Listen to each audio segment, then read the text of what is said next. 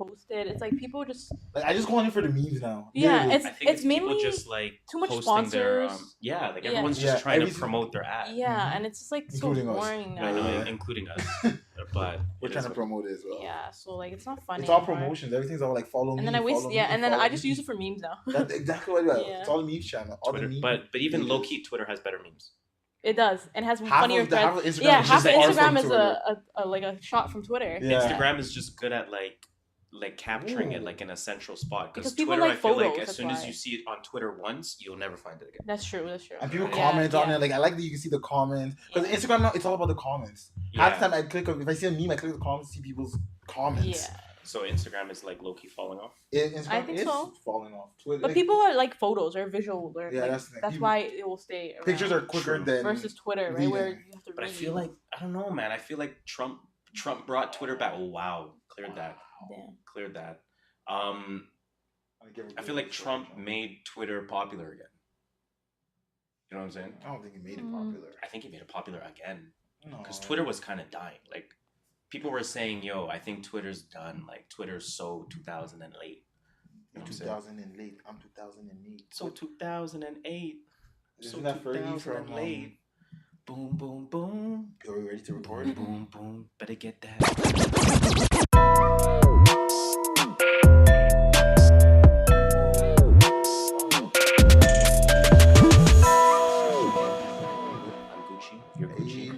Gucci, Versace, Louis, Fendi, Coco Prada.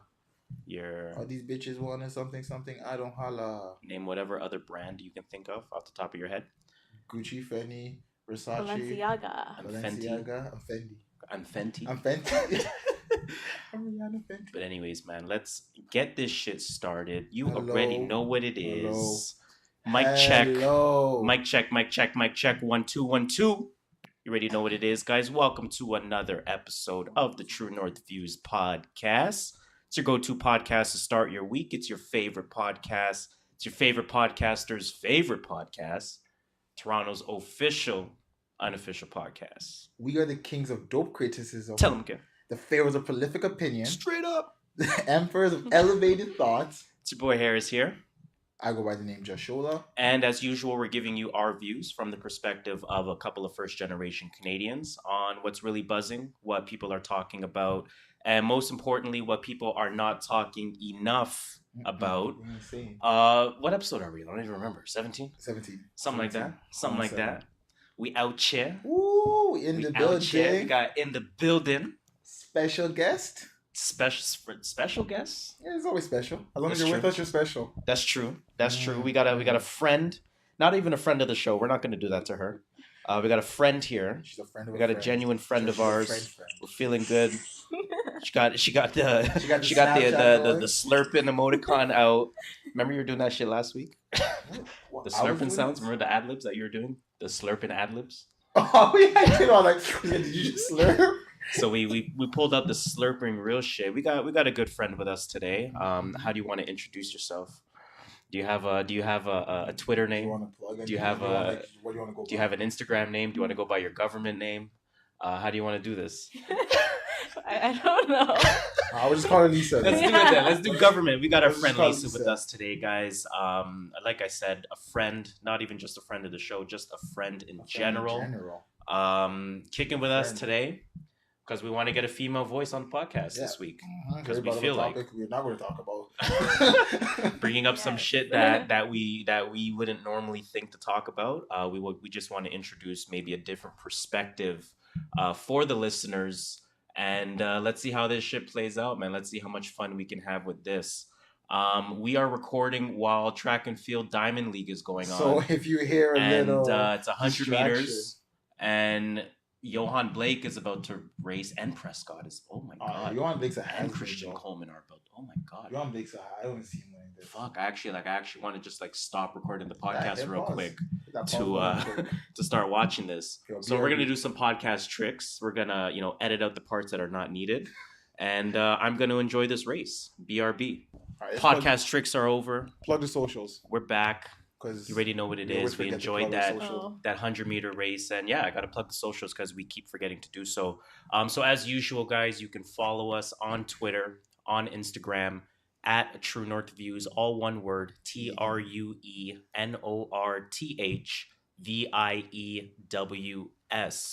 You can also find us on Spotify, Apple Podcasts, Google Play, Player FM. Spotify. I said that already. What's it? Acast, whatever that Podcast? shit's called. Pod Bay or some Pod shit. What did you say? I don't even know, man. I don't even know where you can find us nowadays. That's how much shit we're on. We're everywhere. In fact, if you Google us, the first what was it? The first 8 out of 10 hits like is 8 us. Out of 10 hits are us. Yep, True North Views podcast. So, that's us. No one on the corner got swagger like us. You already know what it is. Like us. So follow us, guys. Spread that word. You already know how it works. 6 degrees of separation. If you tell 6 mans and you tell 6 mans and tell 6 more mans, and they wash and they rinse and they repeat and they recycle. Don't forget the recycle part, guys. Then everyone's gonna know about us. So legit. It is what it is. Now it's gonna be a very interesting show. Very interesting show because I say that every week, but I don't really have a line to say after that. So I'm just gonna leave it at that.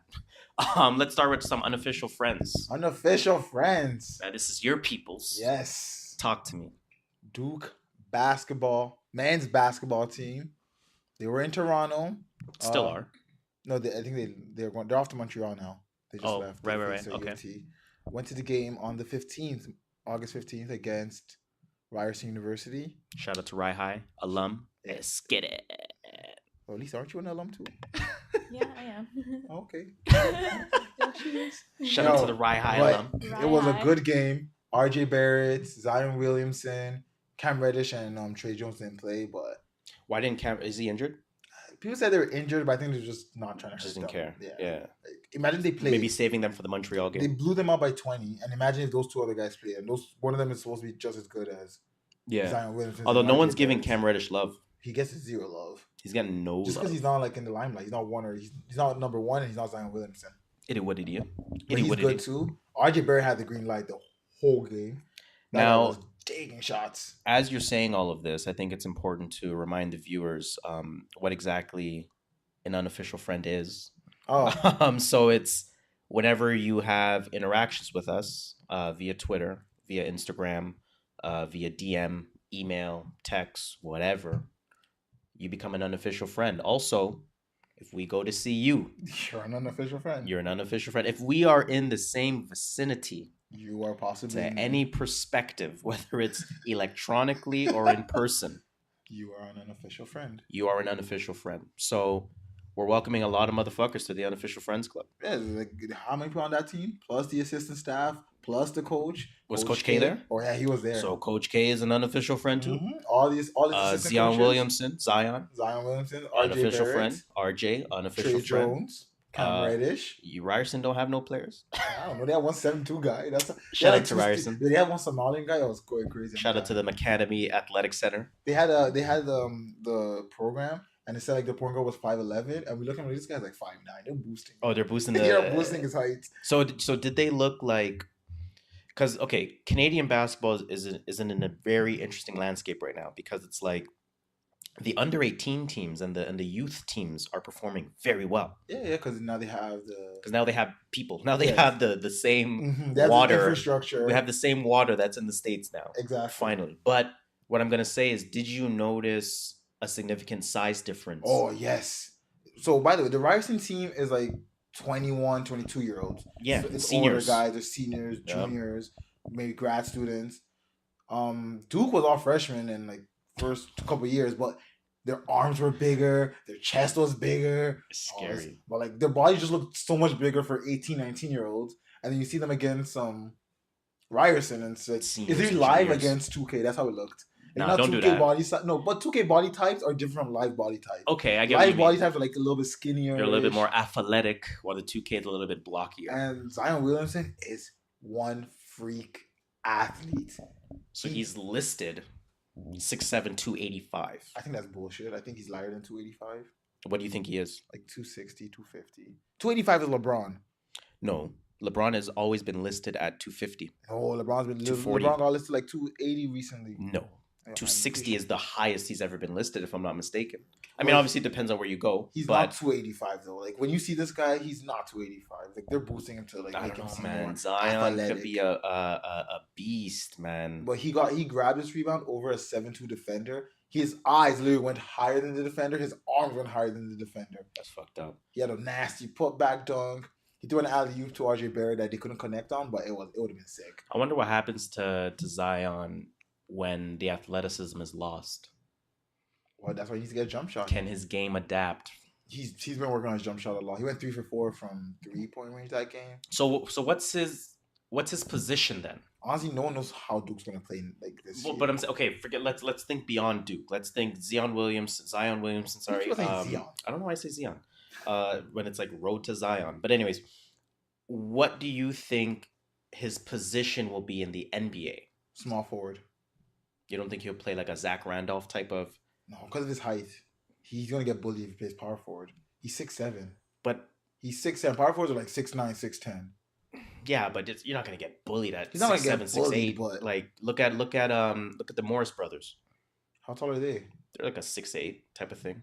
I don't know. Zion Williamson and his play style is more of a guardish play style. He doesn't play that much as a big True. Man. He just grabs a lot of rebounds because he's really athletic and he can run from the 3-point line to the rim in 0.2 of a second. He did that multiple times. Just run from 3-point line to grab a rebound, and he jumps higher than everyone. So he does grab more rebound, but he does play more as a guard. True. He has better handles than a big man, I would say.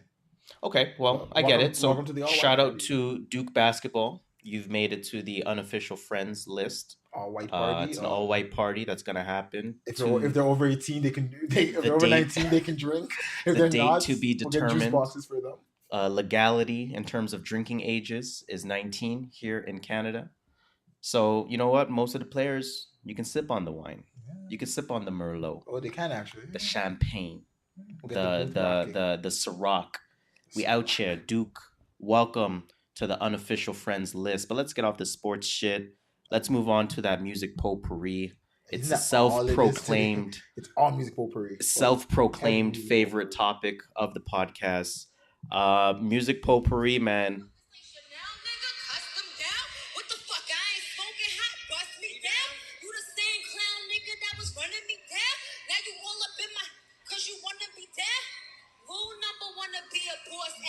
Never let a clown nigga try to play you. Uh-huh. If he play you, then rule number 2. Uh-huh. That's Nicki? Best friends and make them yes men. Okay. That's how you feel? That's Nicki? That's how you feel?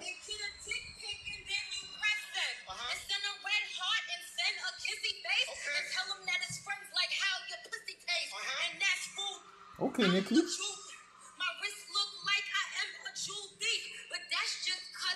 That's how you feel? That's how Nicki. Was that a concert? That was the clip that Drake used in Grind to the Summer, Work All Winter, Grind All Summer. You don't know?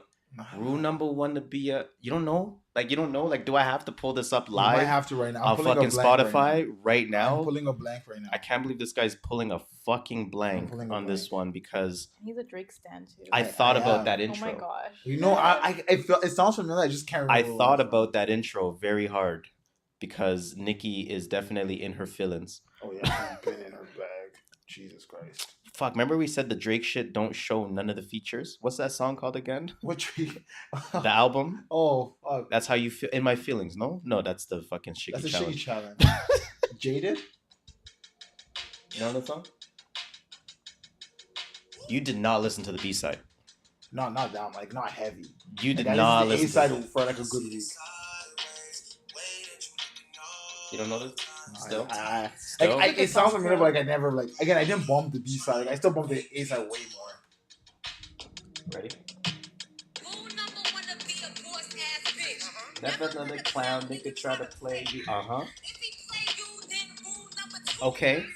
Was That's that how from you a concert feel? though? Yeah, it's from a concert. Oh shit! Shout out to Nicki. So I mean, there's obviously a reason why we're playing that. Nicki. Oh, Nicki. Yo. Nicki.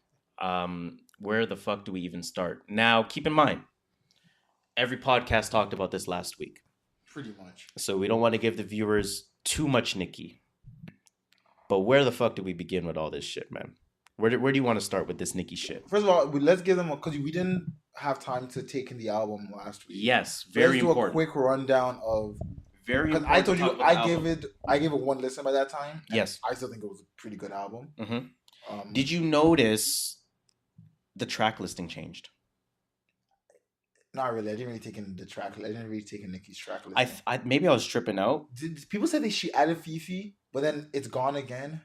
Something like that. Like she's just like, come on, man. We need a finished I think Ganja Burn. I think she changed the song title. It's not Ganja Burn anymore. I think it used to be Ganja Burn without the S, and now it's Ganja. Oh no, Burns with the S. Some shit like that. I don't know, but anyways, fuck all that shit. We're not here to talk about that. Let's talk about the actual album itself. Yeah, what did you think about the album? How many tracks was it? 17 or something? Like 19, 18, something like that. I would have been happy if like 5 to 8 of those tracks were cut. Yeah, they did not need to be there. They were garbage, straight garbage.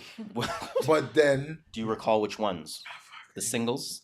I think the singles were the worst songs. Yes, even the one with Lil Wayne. As much as I like Lil Wayne, I did not feel that song that much. That I'm still kind of back and forth about. I can't remember the singles. There were I know the good ones I liked. I like Barbie Dreams. I liked LLC. LLC was a solid track. I need to see the track listing again. I like Chun Sui. Chun Sui. Chun Sui was an amazing track. On my way here. Same. Even though I didn't.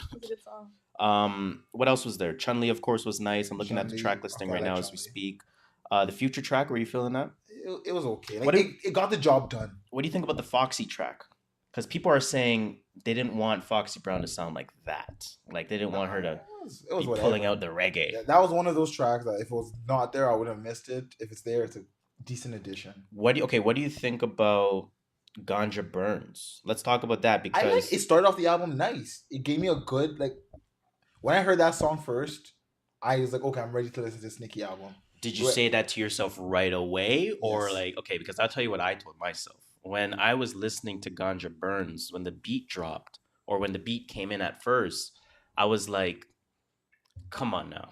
This is how we're going to start it with this trash beat. I was like, okay. No, this beat's trash. That beat is trash. That beat is like 2012 Eminem. It was like an Afrobeat type of trap. Okay, I guess. I don't know. It entertained me enough to keep going. To keep going. The Eminem track almost pissed me off. I was like, yo, why is this even here? Yo. I was like, yo. I think we have to ask a very important question. Has Eminem officially lost it? Well, yeah. Like officially. He hasn't lost it. What made him famous can't make him famous anymore. It was his topics. He can't talk about the stuff he talked about in early 2000s anymore. That is very true. He talks about that shit right now. He's getting flamed. Eminem so now he's evolved into politics. It's like ever since I constantly hear like Jesus and Meryl rip on Eminem with the 313 shit. 313. Does that shit kills me. Eminem in the place to be. I can't hear him any other way than that now. It turns out he's really like. So he's doing this verse, and I'm like, what the fuck am I listening to? I couldn't bear it. I agree. He has, and I hate that because I used to really like Eminem's music. Now I'm not going to say I was a huge fan of his because I didn't check his catalog too deeply just because I didn't connect with him on that level. But like the Eminem tracks were like, what the fuck? What the fuck am I listening to? But Barbie Dreams. Barbie Dreams. Because I'm over Eminem and that track. That was one of the tracks that should have just wasted. That was a waste track. Definitely. Barbie Dreams I liked a lot. I like Barbie. Did you think it was a diss or a compliment when you first heard it? I thought it was when I first heard it. I thought it was a joke. I thought it was like a joke. She's talking about people that she's worked with. Yes, Thugger. She's talking about who else? She's talking about Drake, Sway, 50 Cent. Yep. Designer. I think she pulled up Designer's name. Yeah, and that's all I can remember right now. Off the top of my head. But initially, I thought it was a joke. I never even knew there was verbiage out there that was going around saying this was a diss track. I feel like people want everything to be a diss. If you drop someone's name, they automatically think it's a diss. That's very true. But it was not a diss. If you listen to it properly, it's... Hard White was a good track. I like that track a lot. The Ariana Grande track, we could do without that. That was garbage. We can do without that. I'm trying to think what else. Lisa just gave me a weird look when I said that was garbage. Yo. Did you like that track? I don't even know which one you're talking about. With your name I love that song. Of course. I mean, that makes sense. That top 40 shit. That top 40 shit. But I mean, again, I think it was a good album overall. I think that this was the first Nicki project that I listened to from top to bottom. And the first Nicki the first Nicki album that I listened to from top to bottom more than once. Pink Friday Reloaded. I never checked for Nicki's music ever. I should check for it. Ever. I mean, other than her singles, other than her monster verse, I never checked for Nicki. I'm a motherfucking monster. Yeah, that verse made me love Nicki. So it's like, I think she put together a decent body of work. I think it's evident that you can tell that a lot of time was taken on this album. And what I mean by that is not in how polished everything was, but in how different everything sounds. You know what I'm saying? So it's like, there was no like... There's like a song that sounded like it was recorded in early 2017. There was a song that sounded like it was recorded 3 days ago. Yes. You know what I'm saying? So it's like, and I can't really tell, is it a matter of her actually taking that long to do an album, or is it a matter of the fact that she has so many demographics that she wants to cover? I think she just doesn't know what she is. Nicki doesn't have that identity. Like I'm gonna make an argument against that, because I was listening to the Joe Budden podcast, and what they were saying was she just has so many audiences. She has the Ariana Grande audience that listens to her, the Taylor Swift audience that listens to her. She has the audience that wants a monster verse out of her.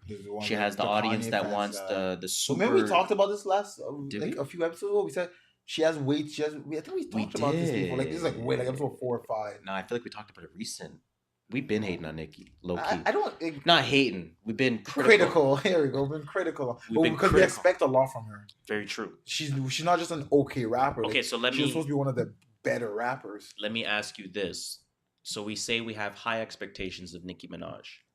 Did she satisfy your expectations with this album? Satisfy, yes. Exceed, no. Like, she did bare minimum with this. You know, it's crazy, and I almost hate that it's like this. The first time I listened to the album, I was super into it. Me too. I was like, whoa, Nicki snapped. I was like, yeah, she gave me way more than I expected. And then I heard it again, and I was like, I can skip this track. Okay, I can skip this track. Okay, you know what? Half this track's not that great. And it leads me to believe, like, how much does public perception play? Yeah, I was thinking that. Because when we first heard it, it was our own thoughts. The second time we heard it, now was after all of the criticism, all the reviews, people hating, people doing this, people doing that, and now you're not enjoying it as much. Do you think that has an impact on it? And I tried, because I thought about this. I thought about this during the week. I was into other podcasts, and people were talking about, the album's not that good. I'm like, no, I still think the album's good. Right. I don't think it was amazing as my first listen. Again, that was first why do you think your initial, let's call it rating, if we want to call it that, why do you think that has changed? Because it was after you had already listened to criticisms of it. Now I took it in deeper, I'll say. Okay. But criticisms could play a part. Like, right. I don't think I still, like, me giving Astro 7.5, I still give it a 7.5 even after. I still bump it. I just don't think it's that great of an album. You know, everyone say, oh my gosh, it's so good. Yeah, people call it second album of the year or best album of the year. I don't think it's the best album of the year, but I think it's a pretty good album.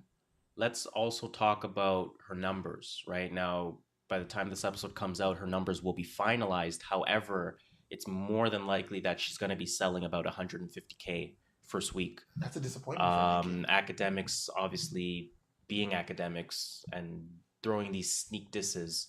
He posts, I think on Friday or Saturday, he posted Travis Scott Astroworld second week projected to sell more than Nicki first week.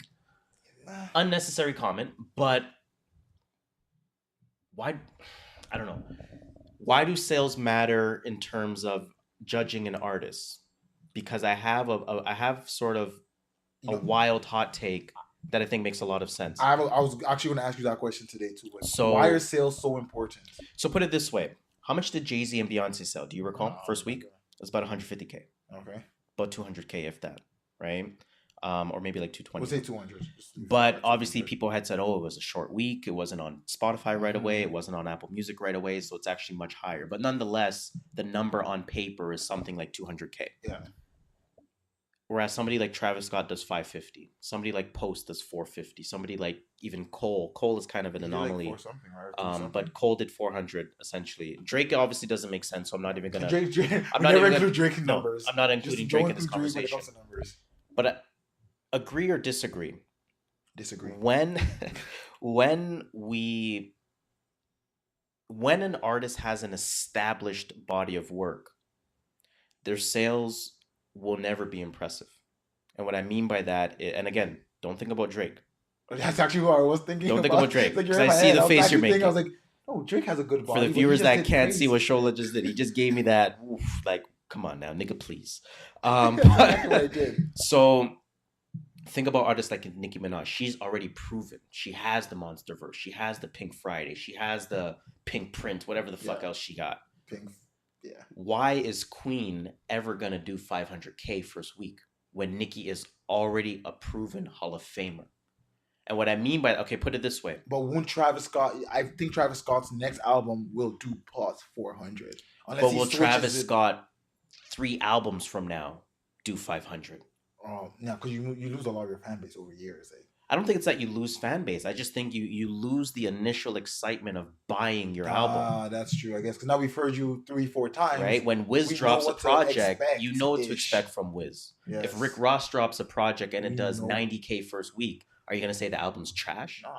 No, it's Rick Ross. He's dropped 6 albums, and it's you know what you're expecting. Exactly. So when the Carters come out, the Carters was a little bit of a surprise because it was a full Jay-Z collab album with Beyonce.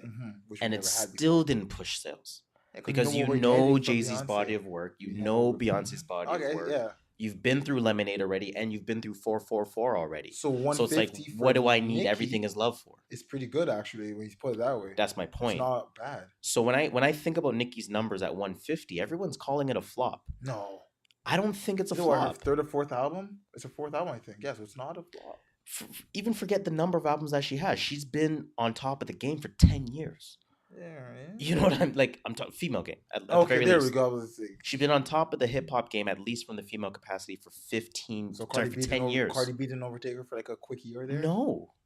Cardi Never did. Cardi B was hot. When Tatum is dropping 25 points a game, you're still not calling Jason Tatum better than Paul George. Ooh, that was a good reference. Right? That was a good Paul reference. George is still the better player than Jason Tatum. But Tatum has put up a hot year. He put up a hot playoffs. Makes sense. Cardi is Jason Tatum, and fucking Nicki Minaj is Paul George. It's that simple. Nicki never lost the spot. Nicki never lost the comparative battle between the two of them. Yeah, that's true. I do give you that. Right? Like, so just because someone had a hot year doesn't necessarily mean they're automatically the better person or exactly rapper in this situation. So again, I don't look at the 150 and see it as a flop at all. I think at the end of the day, it's about the longevity of the music. I think. And the Cardis fell off pretty quick. I agree with that. One thing about Nicki's album, go ahead. Before we go on to her antics. Yeah. I didn't like the album for one reason. She's still giving me how much money she has, how much her pussy is worth, how many people want to get in her pussy. And it's like, all right, how is she? Like, she's like 34 now, 33. She's 35. Like, turning 35. Let's get some grown up Nicki. Like, even Drake's grown up. What? I don't know. What does that look like? Talk about like her brother. No one knows about her brother. Her brother got charged with pedophilia. Yeah. Like, talk about that shit. How does that affect you? Talk about you and Drake and your relationship. Talk about you knowing about Drake's. You can't tell me she didn't know about Drake's kid. Are they? How close are her and Drake? You think they're close? I think. You think she knew about Drake's kid before? I think they come and go in each other's lives. Did you think she knew about Drake's kid before Pusha? No. I think she did. I like think they're closer friends than that. At least like friends enough to say, "Hey, look, I have a kid." Hey, look, I have a kid, yo. What the fuck? You know, like more than that. Yo, what are you saying? Chilling, you? Not much, man. Just got a kid. Obviously not that way. Not that chilled. Yo, talk about her Young Money situation. Young Money. So you want a more personal. Yes. Now include your raps and include her witty bars and her accents or whatever she does. But let's get something that's not. Yeah, I got more pussy. I fly to Prague. You niggas want to eat my pussy? Like, I'm tired of hearing that on 6 tracks. I agree with that. Let's hear some. So I heard I heard again Maul from the Joe Budden podcast. Shout out to them. He brought up something in terms of sort of Nicki's maturity, Nicki's potential next stage in her career. He said he wouldn't mind a full singing Nicki album. No, I heard her sing on this album. I could do without her singing. Let's rap. Just stick to rapping, man. It's like saying I don't hear Jay-Z sing. So let's just. Okay, but what about like Kanye, like a 808s? Like if she made a 808s. See, but 808s wasn't really singing. 808s was more about the beat style, about the. But that's the singing that I mean. Style. Like, okay, I'm not talking about like Beyonce like type of singing. Okay, what I'm talking about is like yeah, not Ariana Grande singing. Beyonce on Everything Is Love, in my opinion, rapped. She did, I know. But like a kind of rap. You know what I'm saying? So that's what I mean with Nicki, like that kind of singing. Like that Sway Lee type of singing. Like that auto-tune. Kid Cudi type of singing. That Kanye type of singing. I don't know. Can she do that for a whole album? I would not listen to a whole album of that. I would be honest. Yeah, that would be I like Nicki for her rapping. Can Nicki make a B-side? Yeah, but that's what I'm. You know what I'm saying? But don't make it 12 tracks long. Like make her B-side like 6 tracks. Oh, don't do that. Don't do that to Nicki. You want to get into her antics? Yeah, let's go into her antics. Okay, firstly, before I even ask that, we're gonna do something that we're not supposed to do. We're gonna compare Nicki and Cardi again, even though they don't make the same kind of music. I was about to say that it's a hot take comparing Nicki and Nicki's Cardi. album 1 week later versus Cardi's album 3 months later. When did it come out? Wow, a few while ago. May, April. I don't even remember. It came out versus Cardi's album a couple of months later. Which album do you like more? Cardi's fell off for me real quick. Like Cardi's had like a nostalgia effect. Not nostalgia, just the immediate like effect. The immediate like shock. She's hot. She just dropped like 3 hot tracks. She dropped an album. I was bumping that for like a good 2 weeks. Not 2 weeks, I was like, eh. And then again, summer was really hot with music, so there's something about so quick. There's something about the fact that she doesn't write her rhymes knowingly. That doesn't affect me. It affects me to some effect because again, I know somebody like Beyonce doesn't, and this is not my first time mentioning this. I mentioned this when Everything Is Love came out. We know Beyonce doesn't write her lyrics, raps included, singing included. We know Jay-Z wrote a lot of shit on Everything Is Love for her, probably, right? We know even the Migos track. Yeah, Migos came out with a reference track for that. Which is her ability to perform what's handed to her is phenomenal. She's an amazing reproducer of music, if you want to call it that. Performer. She's a performer, right? I don't think, and it makes sense why I'm going to say this, because she's relatively a rookie in the game. Cardi's not that for me. Cardi's not an amazing performer of somebody else's lyrics, in my opinion. To me, it looks like she's like, to me, it sounds like listening to her music to me sounds like she's reading off of a paper. Maybe she is half the time. And she probably is. So it's like, hey, that's you, man. That's the thing. That's what takes it away from me. So it's like, I can't really, I don't see myself going back and bumping Cardi's album. I tried to like, ever a few weeks ago. And that's no disrespect to Cardi. It didn't work out too well. Oh, you tried it? I was like, I'm over this shit. You tried it for the segment we got coming up soon? You tried it? It didn't age well. But it didn't make the cut? It did not make the cut.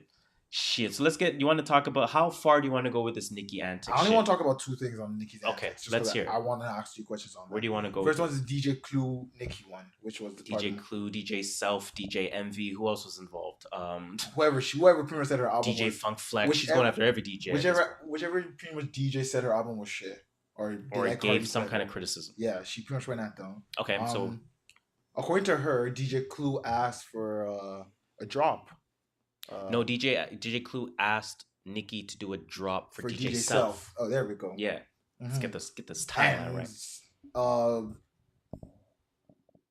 And then I don't know where it happened. So what she said no, and then he went on to Twitter or Instagram. And Self went on to Twitter, I think, and said we ain't asked for a drop, and we didn't ask for it. Again, guys, I'm paraphrasing. So technically, Self wasn't wrong. If Clue had asked for the drop for Self, and Nicki said no, technically Self never asked for the drop. So he said, so he's not lying. He said, I didn't ask for a drop. I didn't ask for a hug. Now, why? First of all, he did this on social media. Why do you even need to bring this up? He knew. Was he riding the hype of the album, knowing Nicki was probably going to respond because of his stature? No, I think it's important for him to respond. I think Self did nothing wrong. I think Self did absolutely nothing wrong because I think what Nicki was trying to do, Nicki was trying to shit on as many people as possible to obviously raise the profile of her album. I see. Like, so Self was like, hold up, I'm not catching a stray bullet. Hold on here. You're not just gonna be like this guy making it sound like I'm asking for hugs, I'm asking for a drop, all that shit. Because remember, Nicki tweeted first. That was good, man. I didn't follow the storyline properly. Nicki tweeted that. Nicki basically tweeted like, "Look at this bum ass dude. He's asking for a hug. He's asking for a drop. Da da da da da. I only support Clue. Da da da da da." Okay, that makes sense. And Self was like, "Hold up, chick. I didn't ask you for shit. I did not ask for shit." Okay, that's fine. Right. So I completely am on the side of DJ Self in that scenario in terms of defending himself. He's like, "I'm not catching this straight bullet for you to get an extra $15,000 or $15,000 in sales." And he also threw in that shot that Cardi's album was better. That was just an extra, like, he did that to like push her button. Yeah, that's him being a little petty. I don't mind that. I was gonna ask, is Cardi's album better? But we just had that discussion. And I'm gonna say definitely not. I think Nicki's album was phenomenally better than Cardi's album. I think it was. I think it will age better too. Phenomenally better. Yeah, I think it'll definitely. I think. I have really high hopes for Queen. I think in 2-3 years, people will realize how good it is. I think it will be a good B album. Like, yeah, like, it won't be like an A. Like, wow, remember that album? It's not like it won't be like remember that classic. It'll be like, yo, remember that forgotten one? Like, yo, yeah, it wasn't that bad. I think Cardi's B's was just more of the time. It fit the time perfect. It did. It was well timed, and in hindsight, shout out to Atlantic. Probably. It was Atlantic, right? Shout out to Atlantic for pushing that album up and rushing the songs and all that shit. That's what record labels are for. If she tried to come out in today's climate over the last 3 months of albums that we got, she ain't dropping shit. It's selling. It's not selling whatever it did, 3-something. One thing I want to talk about, and I don't know if I know you're gonna bring up Safari, but I want to talk about one other aspect with Safari. And Nicki Minaj. I have a good question for Lisa about Safari. So, actually, don't you get into the Safari shit because I don't want to cut you off. Okay, all Nicki did was I don't know. No, Nicki outed Safari for having his hairline done, which everyone knew. I did not know this. Again, I'm confused as to how nobody knew Tyga or Safari did hairline treatment. Because we don't wash their hairlines. Everyone knew that. We don't wash their hairlines. It was talked about at the time that they did it. I'm not caring about anything Tyga or Safari ever has to say. So you didn't know Tyga had a fake hairline? I did not care about Tyga. But did you know? I don't know where Tyga lives. I don't know. I didn't even know he had a kid until the kid was like 2. Oh my god! I didn't. Like everyone is saying they didn't know, and I'm just like, everyone knew. I didn't. Maybe I'm the minority, but anyway, I just didn't give a. I just don't give a fuck to ever look that much into. Like, if it was Drake now, I'd be like, I'll be surprised for not knowing. 12 racks. Anyways, go on. Is there anything wrong with getting your hairline done? No. Lisa, would you date a guy if he told you he got his hairline done? Yeah, I mean, like, I didn't even notice theirs, to be honest. Okay, but now you're dating this guy. First day, he's like, "Oh, I just got my hairline did. I went to my doctor, Miami, doctor, whatever." I would still date the guy. That's my point. There's nothing wrong. Okay, but people are saying they would not date a guy that had his hairline done. Okay, someone told me that at work today. I'm like, why? What is getting your hairline done? It's fading backwards, and they do some shit, so it comes back. They do. It looks like your hair's I think there. they do a couple of different options that they have. They either get some follicles from other parts of your body, like pubes. I have no idea. I think there's an option where they kind of use like a laser or heat to kind of like induce growth in those follicles. What else do they do? So he was clearly. There's nothing wrong with wanting to look. He was clearly 2 years ago. His hairline was back here. Now, I saw 2 years later, it comes forward. Now I'm asking, would you date this guy knowing on his Instagram 2 years ago? If you scroll down, you'll see his hairline. But that's the thing. I don't see anything wrong with unless you're doing something like that looks stupid. Like unless your lip injections look stupid. There's nothing wrong with getting lip injections. No, I'm just agreeing. But I'm saying like it wouldn't be my preference to see a woman with lip injections. But if she had got them and they looked normal, I'd be like, okay, we're fine. If she had gotten implants on the chest and they don't look absurdly huge and they look normal and they look good, why is that going to stop me? Right? So no problem. That's the way I think about it. And I think it's the same thing for guys. And it's funny because with girls in 2018, it's normalized now to have, this guy bucking up my PlayStation 4 controller. But, shit happens. In 2018, it's normalized nowadays to edit yourself, if you want to call it that. Edit yourself. Edit your My Player. And and there's nothing wrong with it if it's done in moderation, in my opinion. Don't go all out and turn to. So now for a guy, opinion? Remember that guy? Remember that? What's that guy? The guy with the most plastic surgery? Oh, the Ken looking dude, Yeah, right? you're telling me that's And fine? he did his abs and everything. You're telling me that's fine? Yeah. If That's he wants, extra, man. That's okay, but that's OD to me. That's like, exactly you're doing that's your what I'm abs. like. Yo, but if that's what makes him he did happy, abs, his calves. That's another thing that's too, just too right? much It's at that point. self happiness. I think is the true driver of all of this. Be happy, right? But, There's two. Don't wild out. There's two schools What's of your thought, opinion? and I agree with both of them. One school of thought says, be happy with yourself, whatever you got. Mhm. The other one says, listen, if I am at a point where I can make this better, it's like, why do you pay for a gym membership? Why do you pay for a meal plan? Why do you pay for this or pay for that? Paying for making your eyebrows look better or paying for making your fucking lips look a little bit better, it's not that far off. Okay, it's not about it. One just requires more work and one requires less work. It's not just about. It's just like What it's going to for, like, give the you is Ken that doll self-confidence. guy, for example, it's just That's OD. it's unnecessary. That's OD. Why are you doing surgery to your ass? Like he looks totally different than when he did before he started. That to me is at that is point stupid. I'm like, oh, come on, and that's chill why I out. say everything in moderation. Yeah, like I don't care about you doing your lips, your eyes. Like I don't. hey, do what you gotta do to make yourself happy. But don't I mean, wild out and start doing face tats. I think that's what it is. It's just Are you gonna get your hairline done? Hell no. What about I I'm got getting money. that LeBron treatment as I ain't got soon as the money right. Well, I that's don't the give a the fuck. money's right. Then. I don't That's give what I'm if asking. I will openly say that on If the I get that microphone. $12,000, Episode I'm 17, getting dreads. True fam. North Views podcast. You heard it here first. Your boy Harris. Once according to Safari, it's 12 racks. When I got 12 racks to burn, You're getting dreads. I'm hitting up Tyga's fucking doctor. I think it's gonna be more popular with guys. The hair thing. Oh Absolutely. yeah, and I It's feel gonna like be it is. It People just already don't- is. Yeah, you People don't just know. don't say See, it. the thing is like a lot of guys, and Andrew Schultz said this on Brilliant Idiots. A lot of guys take finasteride, which Yeah, is the pills the pill that to make your hair induce grow or hair whatever. growth. Yeah. A lot of every A-class white male celebrity already does it. Yeah. Brad Pitt probably does it. Tom Oh, yeah. Cruise does it. These guys know their Fucking hairline Matt Damon. going back. All those or their hair, guys they're do falling it. out. So it's like because a black guy, it's a little bit more noticeable. Yeah, we got better hair. He gets a that's little why. gets a little bit more flack for it. And again, do I think it's whack? Hell no. Shit, No, I'm ready to. Okay, I'm but I heard ready. Some people at my work were like, "Yeah, it's whack for a guy to get." his hairline I'm done." ready to have 12 racks to burn and do it and laugh at It's everyone. coming, episode 56. It's like, We'll get the remember review. when Tory Lanez was wearing like a hat and he was like wasn't like explaining why he was wearing a hat. Because his hairline, Yeah, I'm saying, yo, I'm wearing this hat because I am trying to grow my shit and it's coming back. and it's coming. just give it And some I will time. be. Did he get his done too? Yeah, Tory got his done. Yo, any guy that has modern money definitely got their hairline done. I wouldn't say it's any, man. It's very rare, like unless like they go bald, you don't see some rich people with, like a half like hairline back to their ear. I don't know, man. I think a lot of people are blessed with decent hairlines, but whatever. If you don't got it, spend 12 racks according to And then Safari. you can get it. Let's do one last thing about Nicki and then get off this Nicki shit because I feel like we've been on Nicki for way too long already.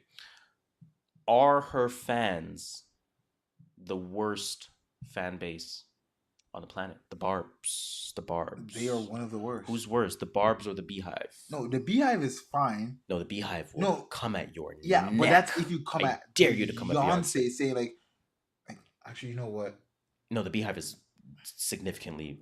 Beehive will end your career.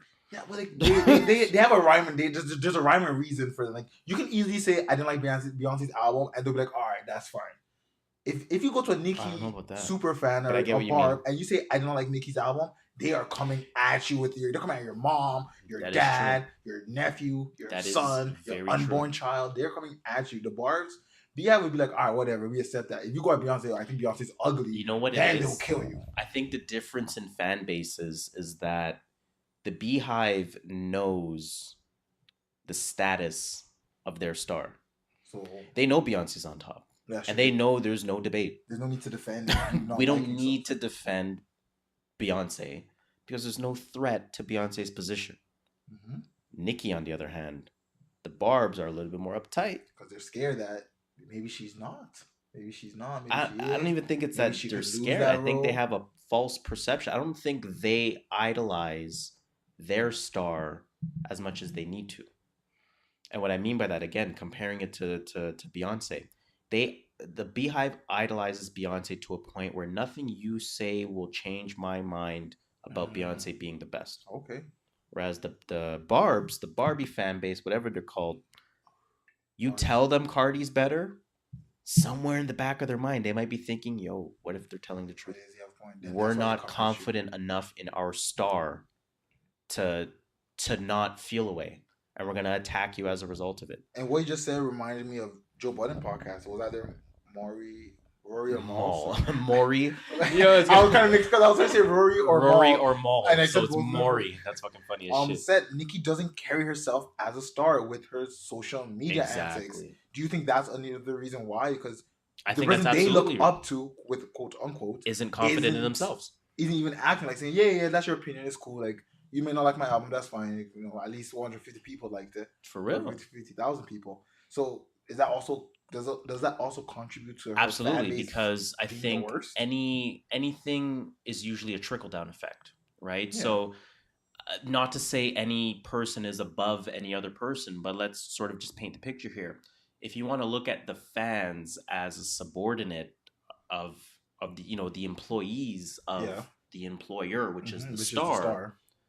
If you want to make changes to the employees, you gotta start at the top. Yeah. Right. You start with the president, CEO, etc. Get them to make changes to the division managers and all that stuff, and then they do it to the regional managers. They do it to the location managers. They do it to their staff. Right. So to get her staff to be more confident in her, you got to get her to be more confident in herself, which she's not half the time because she's always wilding out, defending, and she's always promoing. I wouldn't even want to say she's wilding out. She's always promoing. She's always on the. And I think her promo style is trash. She needs to change it up. She needs to change it up. I just want her to be in a position where it's like, I know I'm great. I know my body of work. I don't care what you think. And I'm not hating on Nicki. I really, really like Nicki, but she makes it hard. She makes it for hard people to like her. Yeah, I agree with that because she's so almost childish in defense mode. Like, relax. Like, we say your album sucks. Take in what we said about the songs that we don't like, and make a better album. Use that as knowledge to grow. Don't just come at us for why, because we said your album doesn't suck. We don't fuck with your album. Now let's end it with this. Do you have a rating for Nicki's album? I wanted to say it's like we should have rated, but we should rate Nicki's album. I think it's okay to rate now. It's been a week. It's been out for a week now. No, I was gonna say it's one of those albums that we don't rate. I get what you but mean. Like a YG one. Like a YG, like a Casanova. Oh, a Tripping Red, but I'll give it a 7.5 as well. So, but it's better than Astro World's better. So here's that's why the scale is so interesting. But okay, I think. But it's like you said, you can't give it a 3. But I think you're allowed to be critical. Yeah, I still give it a 7. Actually, you know what? I give it a 7. I lie. I give it a 7. I'm gonna give it a 7 as well, because it did satisfy me a lot. It did over exceed my expectations, which was already to some degree. Right, if you exceed my expectations, you're already a 6. But at the same time, if you meet my expectations, you're a 6. I could have very much have done without the singles, minus Chun-Li. Chun-Li's hard. I could have done without the singles. I don't need that Ariana shit. I don't need that. You said use that Ariana. I don't need what else was on there? There was another single. The one no, she didn't put Barbie Things on it. Oh yeah, she didn't put Barbie Things because it flopped. We could have done without the Eminem on that. I could have done without the Eminem, without the Ariana, and I could have done without like 7 other tracks on there. She came out with a nice condensed 11, 12 songs. And it was, oh god. People need to curate an album. I would curate the nicest album for you. I'd be like, yo, Nicki, cut that shit out. Straight up. Release it in a mixtape or some shit after. So let's move on to some names that we actually just mentioned as albums that we don't typically rate. YG, what the fuck is going on with your boy YG? Okay, so remember what day? Well, last week on social media, there's a video going around, and it's YG selfie mode, you know, fingers up. Yo, they kicked me off this plane. Yo, they said I'm drunk. Yo, it's racism. It's because I'm black. So see a black man in first class. He's recording a video of him saying he's not drunk while he's drunk. And when you look into his eyes, he looks pretty. Now, I wasn't there, so I can't say sure, but looking at him and reading the comments, everyone says that man looks drunk. Yeah, I mean, obviously he is, or he was. I actually didn't watch the video, so I don't know what to think about it. But is there anything to it? So honestly, we don't know what actually happened on the plane. Maybe he was being belligerent. He was being rude. Maybe he was doing stuff because he's drunk. Maybe he wasn't, but he just says it's racism. And this is where it's kind of like the Rich the Kid thing as well. Yeah. Now, it's not to that level because Rich the Kid just really disappointed me with that. But, okay, maybe if he was, maybe it's not racism. Maybe you were being belligerent. Maybe there's a reason as to why you're doing it. And we're going to talk about this later, but it's because of this that when people start saying claims of racism, being treated poorly, it's when do we stop believing it? Like, claims like this make me want to say, well, you are drunk. It's almost so like you're to some degree, it's almost like crying wolf. Yes, crying wolf. Like, is he? So I think there's an interesting sort of saying. It's a little bit indirect, but a little bit of an interesting saying that says, the more you do or use something, the less power it has. Yeah. Right. So a lot of times Black people will say this with the N-word, things like that. If we just keep using it, it'll lose the power that it has in terms of white people trying to use it for hateful reasons. I think it's a similar thing here. I think as we continue to try to use these rants of racism and whatever else, segregation, whatever else you want to call it, unless it's almost like the Me Too movement. Okay. Think about that, right? And I'm treading very careful waters here as I'm saying this. I purposely do not talk about the Me Too The point I'm trying to make is when there are, and I'm not saying YG's doing this, I'm just speaking in general. Yeah. When there are instances where there aren't valid reasons to call it that, whether it's Me Too, whether it's racism, whether it's bigotry, whether it's whatever, but you try to claim it as that because you're trying to add to the narrative, you're weakening the narrative. Yes. You're impacting the narrative in a negative way. Agreed. To a point where when real things do happen, they're not going to be looked at as seriously. And the fact that he was visibly drunk doesn't help his case. Like that's what, like, if he was sober, I could say, okay, maybe he does have a point. Yeah, they kicked him off a plane. He probably wasn't sober, but when they kicked a little pump off a plane a few years ago. A few years? What was he? 12? How old was he? I don't know. Okay, maybe it was like last year. I'm like, remember when he came out with Gucci Gang and there was a line where he says "fuck"? He's like, everyone say sorry, "fuck West." I didn't hear a single word on Gucci Gang. Okay. I just heard one word, and that's Gucci Gang. That's 2 words. That's 2 words. But there's a line there where it goes everybody say "fuck WestJet." Everybody say "fuck WestJet." Yeah. They kicked me off the plane off Percocets because he was on Percocets and they kicked him off the plane. But he didn't claim racism, and that's fine by me. You can say "fuck the plane." They kicked you off. You can be mad all you want. But once you claim that racism part, that's what pissed me off about the YG one. Like, and if it wasn't racism, hey, go sit down with the manager. Be like, yo, hey, look, there was a misunderstanding here. Let's get back on the plane. It's also a heat of the moment thing, though, right? So I wonder if people should exercise that ability to pause for a second. And how many times do you pause and press backspace rather than press send on that message? Right? Like that happens to me all the fucking time. I'll be typing, like in fucking Power, how they all have their volume on for some reason, and you just hear comes over the screen, and they all reply right away. Can we talk about that for a second? No, fuck with you. He sends an essay in 3 seconds. Bro. 3 seconds, like, I bet I'm there.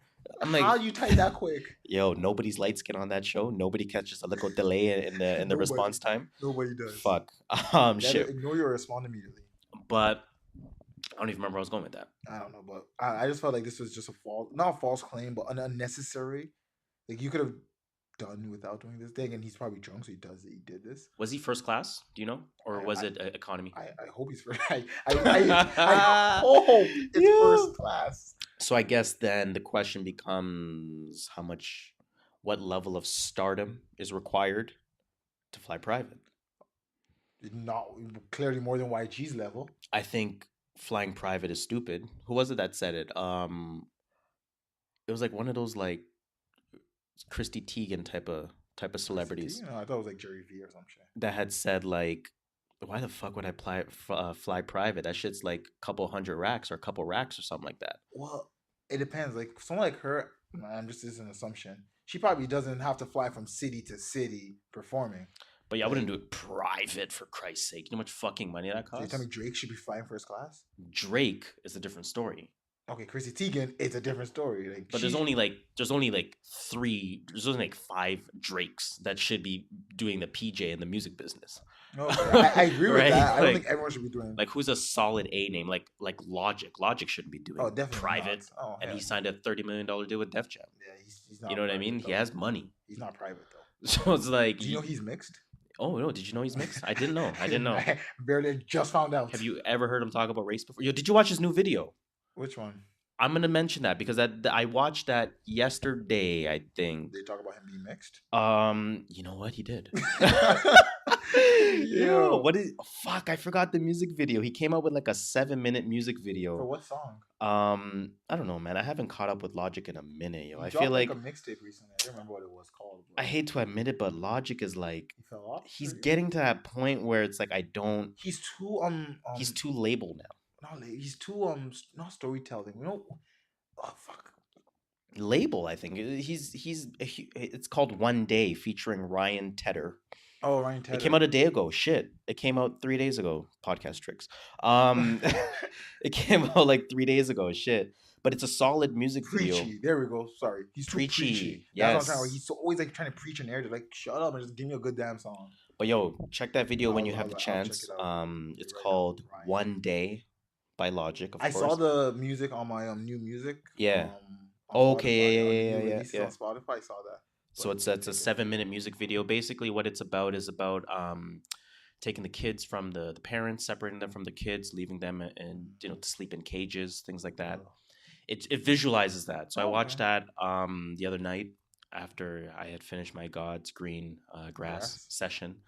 And it was a really powerful video. So I want to I'll give it take it another today. look while I'm a little bit more here and I know see if it exactly has what you the mean. same impact on me.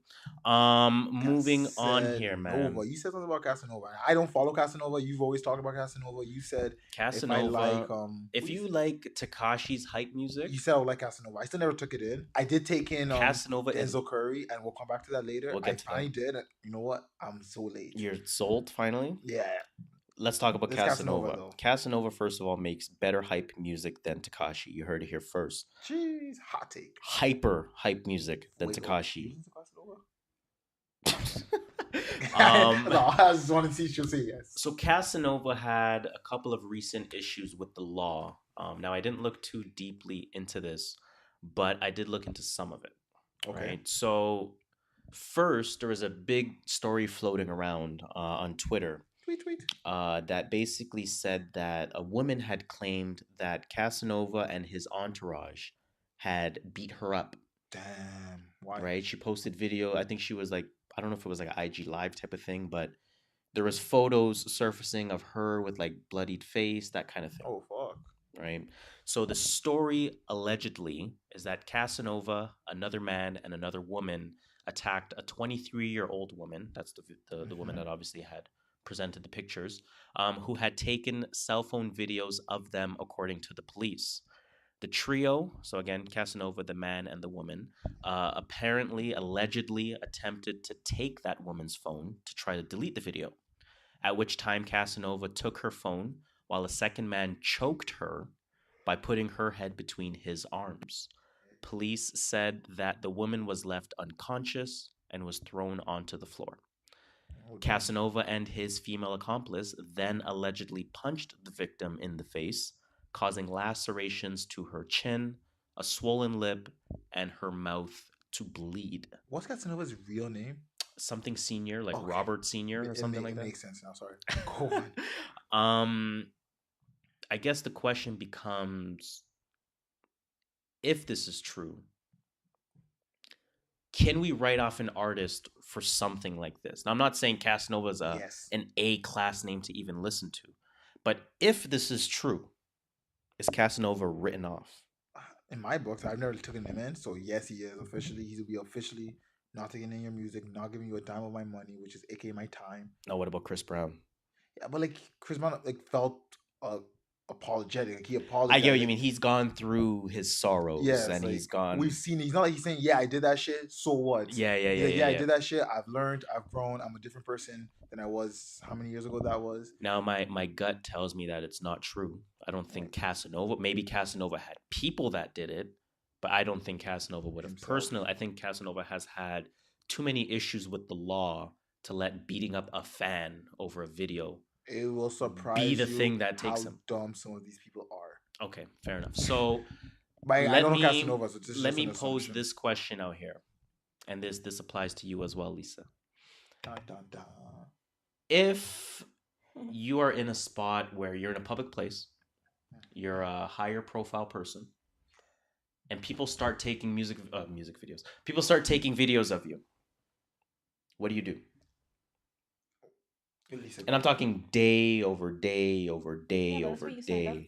There we go. That's what it's part of being. Like part of being famous. Like making music and making music videos, your face is gonna be out there, and people are gonna want to take pictures of you or videos of you. So now let's say you're having a bad day. You're cheesed. You're whatever. I don't know. You just gotta deal. You just gotta deal with it. You just gotta do it. So it comes with the game. You don't think I don't know. You don't think Jay-Z's had a bad day and someone's putting a camera in his face? But you just gotta know. Don't go out that day. Don't go somewhere where you're just gonna be a camera. Go to your mom's house. Is it a valid thing to do to respectfully ask them not to do it? Yeah. Sure. Mm-hmm. But if they're going to do it, then you're still in no right to punch them in the face. Mm-hmm. Shit. Okay. Like you can tell them, hey, y'all stumped me. You can tell them, hey, please delete it. I'm not in a good mood today. And if they're real fans of yours, they're like, all right, sure, my bad. Or they're like, oh no, hell no, I'm gonna keep the video. And you just be like, all right, walk away. Tell your security, like security, I'm gonna go that way. I think it's like Charlemagne said, because he had said that he was at the gym. Somebody was recording a video. And they just up and left. So weird. They got him in the video. I'm working out here with Charlemagne. You already know what it is, man. We out here. True North Use Podcast. Follow us at TMV.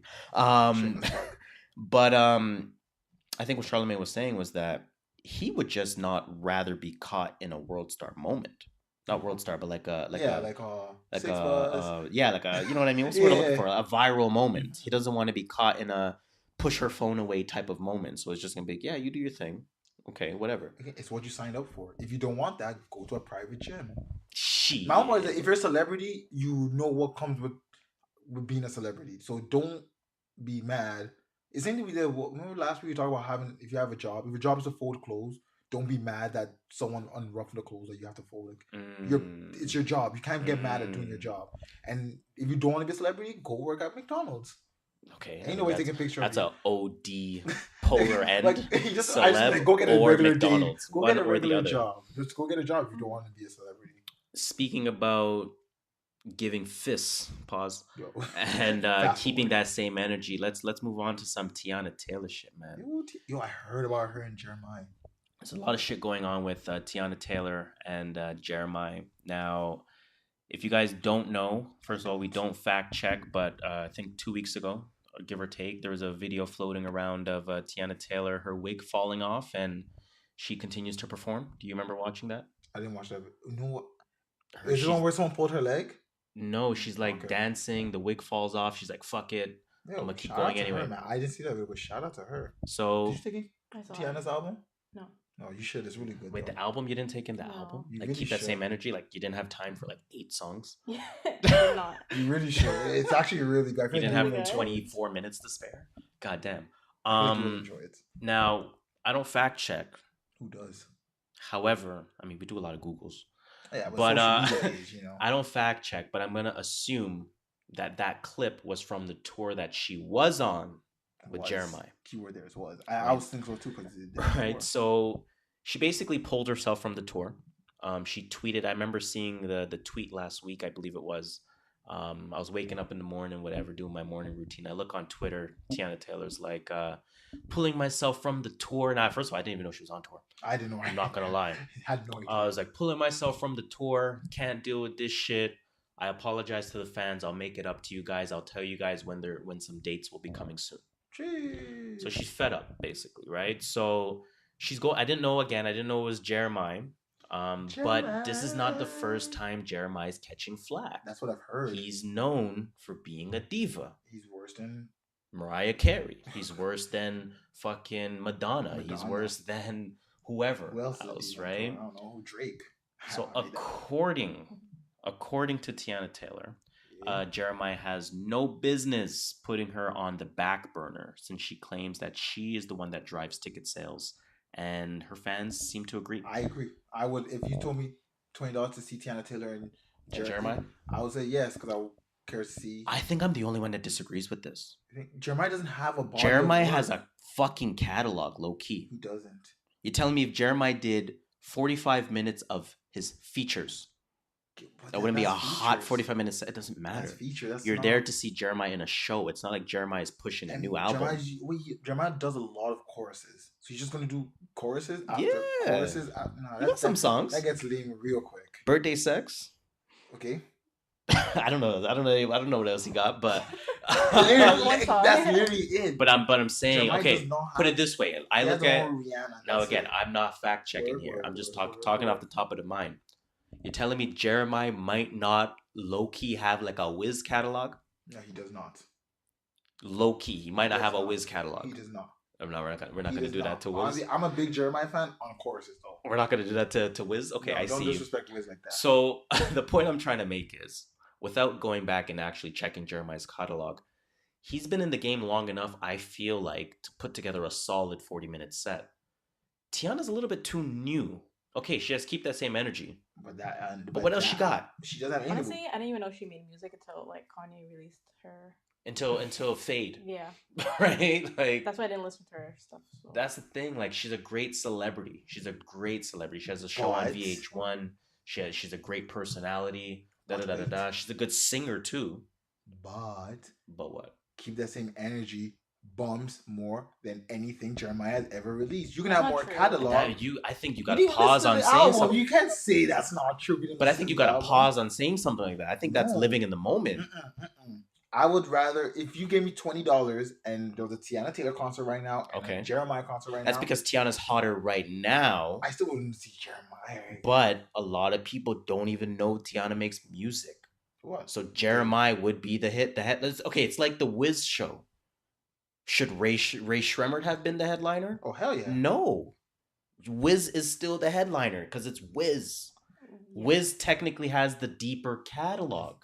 He does. Although Ray Shremmerd has the hotter catalog, they're the hottest artists. Not hottest, sorry. They're the hotter artists today by comparison. They have a hotter catalog by comparison. Wiz is more of the legacy. I'm just comparing the two. I'm not calling Wiz a legacy act, but I'm saying of those two, Ray Shremmerd versus Wiz is more of the legacy act with the more deeper catalog of songs that you may have forgotten about. So I feel like it's a solid comparison to bring to the Teyana Taylor versus Jeremiah situation. But your question was, who is selling the tickets on this tour? It's not Jeremiah that's selling the tickets on this tour. You don't think it was Wiz selling those tickets? Eh? Look, we talked about leaving during Wiz Khalifa's set. She was not selling tickets. Everyone leaving said Ray Shremmerd was the reason why they were there. You're fucking absolutely People right. sat down during Wiz's sets. You know what? I'm going to shut the fuck up because you're absolutely right. I do agree that Jeremiah probably has a bigger fan base. But I think you're absolutely right. I think if, like you said, if you see a ticket on Ticketmaster, not 39 because I wouldn't go to it. That's why I said $24.99. That's why I said 20. And you saw Jeremiah concert featuring Teyana Taylor. I'd be like, they're what's hot right now, though. Yeah, but that's what I'm saying. But the question is, who's pushing this tour? It's Teyana that's pushing this tour. I get it. I mean, it's Ray Shremmerd, but I mean, she is probably responsible for more than direct 50%. Sales than what Jeremiah would be responsible for. Yeah, I agree with that. But Jeremiah does have the bigger body. He's more well known. Right. But now, he ain't pushing. Interesting question I want to ask about Teyana Taylor, right? So you think about Teyana's presence or her brand or whatever you want to call it. How would you identify her brand? I don't even know what she is. You said you didn't even know she sang, Lisa. So what did you think about Teyana? Like, what do you think about Teyana? What do you think she is? I had no clue, to be honest. I know she has a show. But like personality-wise, do you know any traits or anything like that? I know she was in that dancing video for Kanye. Fade. That's about it. Okay, fair enough. So if someone said Teyana Taylor, what would you think she does? What would you just think she does? Entertainer. Dances. Okay. Dancer. That makes sense. I thought she like a J-Lo. I thought she was a dancer. To this day, I don't even know a J-Lo song. I'm still Jenny from the Nah, block. minus the Ja Rule ones because That's the only one I know from her. that was a legendary era. I'm still Jenny from the block. When you think about her brand, what I think about, because I have been following her a little bit, you know, somebody who is unapologetically herself. True. Somebody that speaks their mind. True. Somebody that's ready to throw hands whenever. She's straight hood. Exactly. Someone that's straight hood, but will still look great. Yeah. When she needs to. Mm-hmm. You know what I mean? And she's married to Iman Shumpert. And they have a daughter? Daughter, yeah. Junie. Shout out to the month of June. I wonder if Junie was born in June. This guy just said that because he was born in June. Of course. That's how I know that. But so you think about her brand, you think about how raw she is. I think that's the best way to describe her, is that she's super raw and unapologetically herself, like I mentioned. I see that. So now you think about her recent wave of activities, right? There's this Jeremih thing. Let's kind of go backwards. There's the Jeremih thing where she's like, fuck that nigga. I'm taking myself off the tour. I'll tell you guys when I follow up with you. Okay. You think about the Kanye release. She's on fucking national syndicated radio saying, I didn't like this shit. I woke up to finding out my own album came out. Mm-hmm. So again, she's keeping that same energy, right? You think about, what else did I have? Instagram Live videos? Like, I mean, she kind of supplemented that same discussion through Instagram Live and just saying, like, I didn't like it, Like, she openly said she didn't like her album. Mm-hmm. She openly said this wasn't the album she thought it was. She openly said, what the fuck happened? She openly said, I'm fucking confused of my own shit, and I want my real shit to release, right? That's the persona that she's coming off with. Then she does this Jeremih shit. And again, I understand that it's her keeping the same energy. I understand that it's her brand. And it may just be the real her. She might not be acting at all. But what I want to think about is, do you think eventually these things will hurt her? Depends in what way. So from a money maker. So I'll give you a perfect example to think about this, to kind of maybe draw a comparison. I have something I was going to say about this. Okay, go ahead. So I think it will help her in terms of us, because now if she drops next music, we're like, we want to listen to this music because she's known for this, for lack of better words, antics. Because that's just and you're right, lack of better word. Because again, it's not her intentionally trying to do shit. It's just her being herself, as far as we know. It also affects her in terms of labels now. Everyone's like, well, we know this. Like, if I'm going to sign her, I'm like, well, she didn't like her album. So if I put out this album, she's probably going to fight that. She complained about leaving and she left tour. That's not a good look for her. Again, for label wise, for us music wise, it's like, yeah. So now let me give you the perfect example. We're going to eat it up. Perfect example. Okay. Pre-rebrand Tekashi 6ix9ine. And what I mean by that is, what's pre-rebrand? So we know his rebrand is real. I think his rebrand is super real at this point, right? Prior to his rebrand, he was a fuck everybody, I dare you to have trouble with me. Now, mind you, he was never the starter of the thing, and that's one thing I always agreed with him with. He never started any beefs he was ever in. He came at people that came at him, right? And he was trolling them, essentially. Yeah. So part of Tekashi's brand, now again, you can make the argument that he was acting, whereas Teyana Taylor is not acting. Yeah. Part of his brand is being a troll, riling people up, getting people angry, saying whatever it is necessary to make your name hotter and hotter and hotter.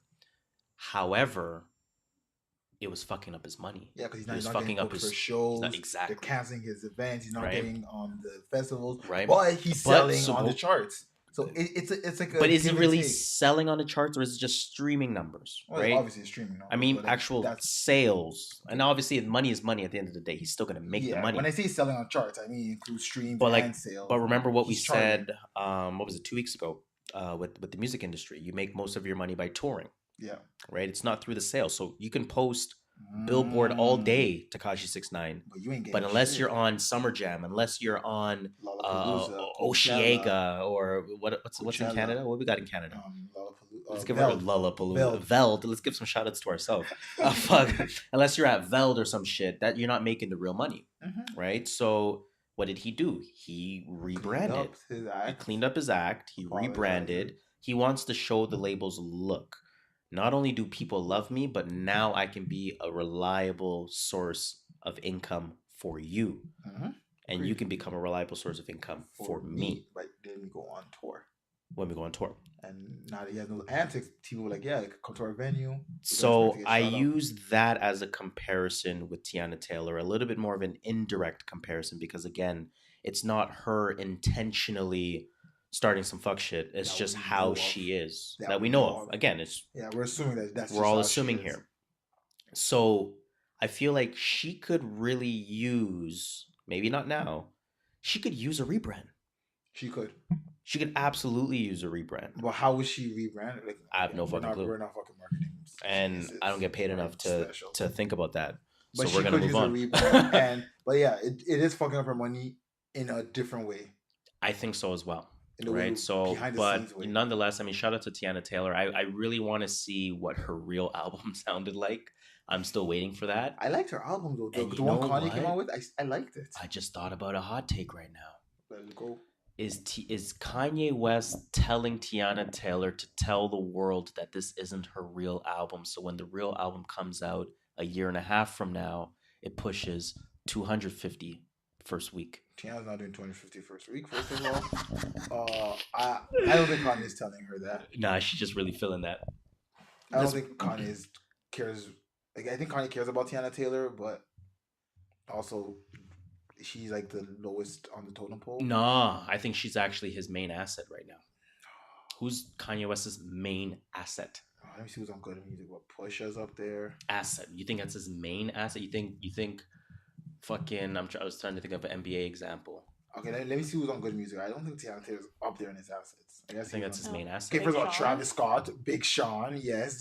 Big Sean is his main asset. He's bigger than Teyana Taylor. Travis Scott's his main asset. Sorry, Travis Scott, that we know for sure. I think he's going to put so much energy into 070 Shake now. But she's not the main asset yet. I think Teyana's still a bigger upside than Shake. West is going to be. Shake is crazy. I feel like he's not going to put energy into Teyana Taylor anymore. Especially after what she said about the album. Like he lost, but again, this is where fucking up her money comes back. That's unfortunate. But let's not spend too much time on that. Let's get into some new music, man. Yo, Shaq West is that Mo Bamba track, bro. Let my nigga Mo Bamba. Like my name, nigga. Yeah, that song bonds me. I'm gonna get into Ariana Grande's new album now. Oh yeah, for sure. Trust me. Yo, okay, let's get into that new music. Talk about it. Ariana Grande. We brought Lisa here specifically for Ariana Grande. What was it called? Bed? Sweet Mary? What was it called? Sweetener? Yeah. Like Splenda? Is it because Pete Davidson's white? No. Pete But she has a song named after him. Oh, I was just about to ask about did she talk about him in the? She has like a full song about him. What she said about it? I didn't really listen to it. Yo, his dick is so big. So that's what she said. Yo, big dick energy. Yeah, that's she. Ariana might have to be on the trash box list. No, or is she on the? People say she's on the mythical box list. You never heard of the mythical box list? Trash. I don't see trash. You don't think she's on the trash box list? No, I don't think she's on the trash box. I think she's on the mythical. Who dated her again? Big Sean, Mac Miller. I'm pretty sure Justin Bieber hit that once or twice. Probably. Now she's dating Pete Davidson. Oh yeah. I think those like pop stars too, right? Some song from One Direction. I'm not here to judge Ariana. But I think she's on the mythical box. Was the Nicki Minaj song on the album? No, it's on Nicki's album. I don't know. It could be on both. But Nicki did feature on it. There was another. I just see the features. I saw Nicki on Rich Sex. No, that's Lil Wayne's song. It was not a radio hit. All right, moving on. It was not a radio hit. No, but I was just gonna ask about Pete Davidson. Like, what she say about him? I didn't really listen to that song, to be honest. Alright, the guys watch anyway. So like I mean, do you normally listen to Ariana Grande? I like, do. how would this album compare? Oh my God, you're Ariana. No, I like her other stuff better, but I think I have to listen. It came out yesterday.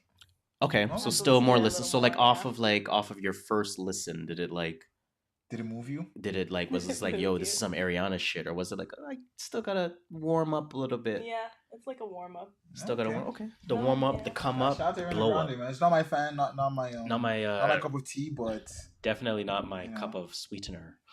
Shout out to Ariana Grande, nonetheless, because one day when we make it big, we have to make sure we secure all relationships possible. I said, it's just not my taste. Let's get into some hip hop new music. Did you listen to Slime Language? I did. Yo, tell me that didn't. Okay, so Young Thug, Slime Language. Let's talk about it.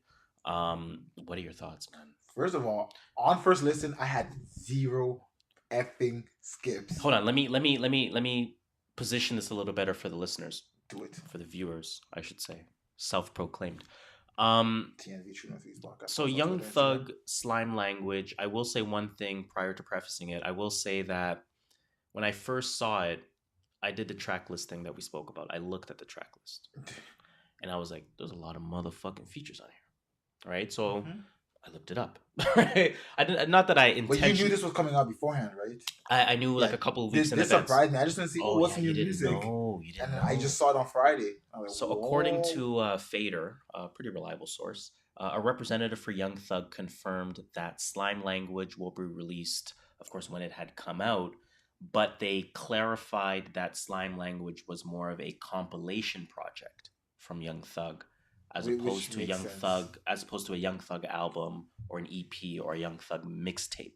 I read that after I started. I was like, why is so very many important to note that. On this? So, like you said, what were your first takes? You said no skips. No skips. Like, I don't know. It's a Young Thug album. You know what you're getting from Young Thug. Mm-hmm. So and I think the beauty in what you know you're gonna get from Young Thug is that you don't know what you're gonna get.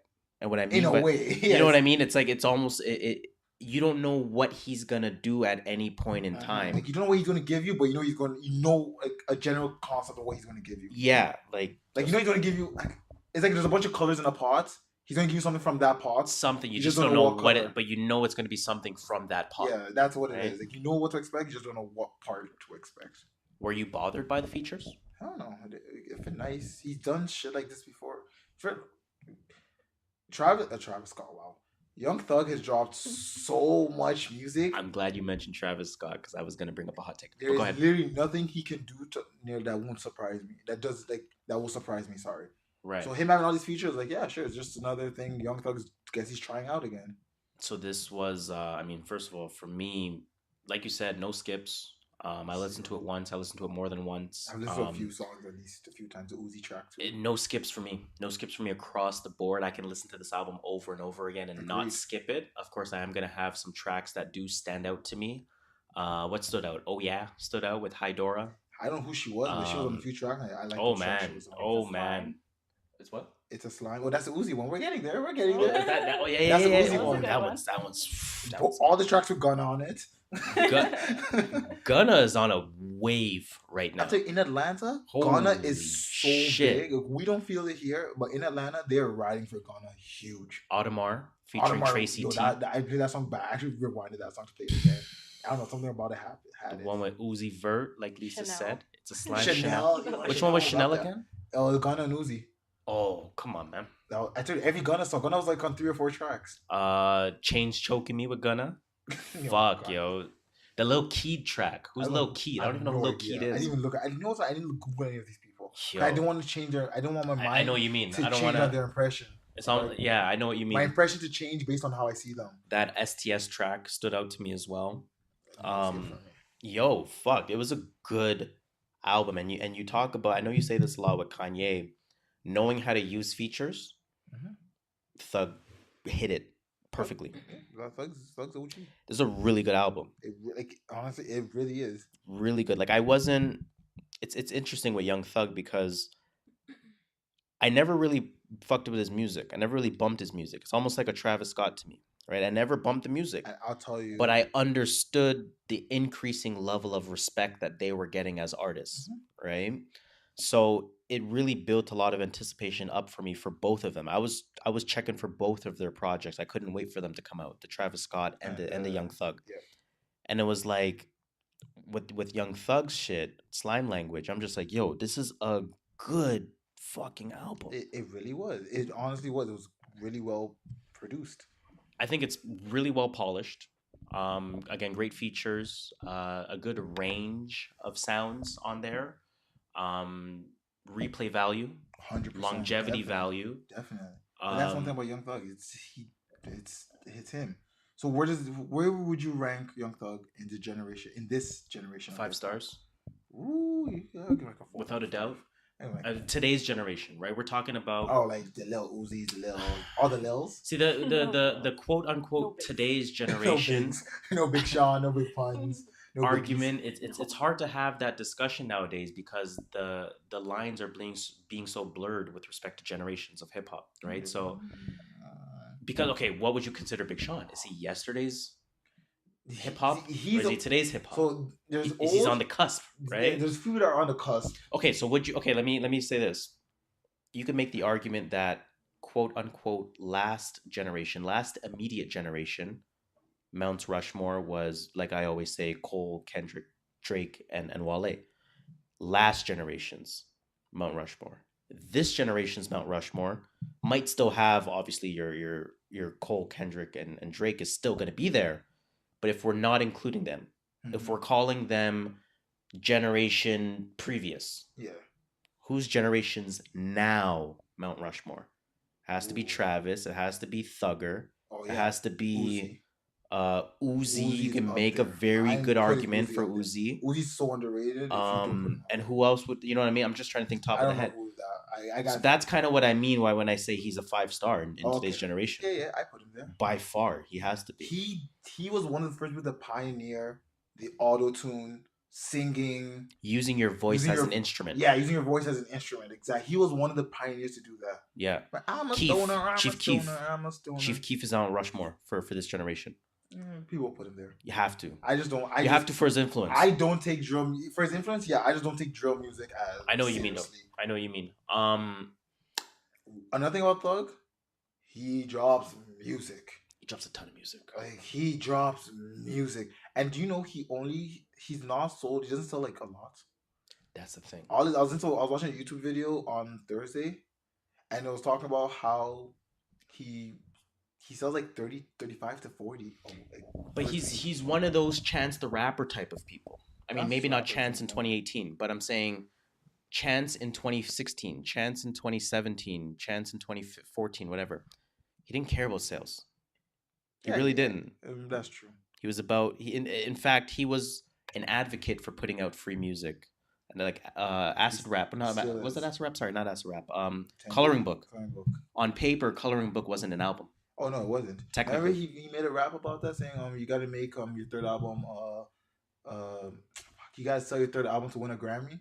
Something I don't remember the line, but I do. Or like you loosely. Can't. Someone's like Pharrell. He said someone told him like he can't make his album free unless he won't win a Grammy. And so it's like with I feel like Thugger's on that same wavelength where he doesn't care about the actual sales. Oh no, he doesn't. Do you? Okay, so let me put it this way: does the outcome of this project first week impact your opinion of him? No. If it did, it would have impacted every single thing he's released today. Will it impact the general public's opinion about him? Because I feel like today's world is super focused on sales. Oh yeah, numbers is everything to everyone, but it shouldn't. It's a Young Thug. And then let's make a guess. Then how much you think it's putting up? Actually, I think this would be his best. That's what I think too. Far. I think it'll be pleasantly surprised. I think he'll put up 175. I don't think he's 175. I think he's doing like 80 to 100. Again, you gotta remember all the stuff that came out last year. He did like 34, 35 first week. But were they albums? Yeah. He came out with the one with Future. He came out with like a bunch, like 3 or 4 stuff last year. Yeah, he did. And it didn't blow up the way I bumped it. That is true. Shit, you're right. It's actually not gonna sell at all. Now that I think about it's not, like, but who cares? It's like it really is a who cares. It does. It's gonna do so well. Yo, Aminé.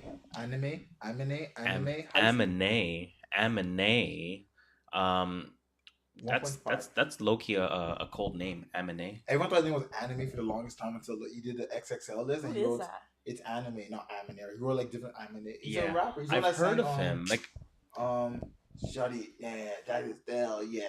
I don't know what you're singing. What the fuck? That was bad. What song is that? Wow. Shawty, yeah, something thick as fuck. To me, it just sounds like you're singing Leather So Soft. Shawty wanna fuck. No. Bottles in the club. I heard you got a dime piece. One of them Beyonce type looking. What? Are you doing an ad lib? No, that's an intro to his blow up song. I'm not gonna lie. Where they're in a parking lot in a Honda Civic and he's driving like 2 of his boys. Shawty, you know what? We're gonna move on. So Aminé comes out with his new album 1.5. Do you think is the name of the album? 1.5 because it's not a full second album. he already came out the first album, so he named the song. I could Yeah. be reaching though. No, I think that makes sense. I think that makes a lot of sense. That new Aminé drops. It's called 1.5. Like literally, you have to spell it out. 1.5. I thought it was a very good album. Did you bump his first one? No, to me again. You remember where I come from, but the viewers don't remember at all. You remember how ignorant I used to be to this entire generation of music. He's not. He's one of those guys. Like he has his own style. Regardless. Well, you've heard this. But you remember how ignorant I used to be. I wasn't about none of about them. to change. No, I don't even care if they were lyricists. I wasn't bumping. I wasn't fucking with any new artists. For your dad dress, you were like, no. Exactly. Right. So to me, I kind of look at him, and I'm not comparing the rappers. I'm comparing my perception of them. See. I look at him and like Denzel Curry as kind of the same thing. And what I mean by that again is like, I knew they were respected names. I knew it was like, these are artists you got to kind of check for. Yeah. But I never really checked for them. Okay. So obviously I bumped Denzel Curry's shit. I liked it a lot. So I see this new Aminé shit drops. And it was funny because it came out on a Wednesday. I didn't even know it came out until that threw me Friday. Off. Bruh, I was working from home. So, I wasn't really working. And so you're working hella hard.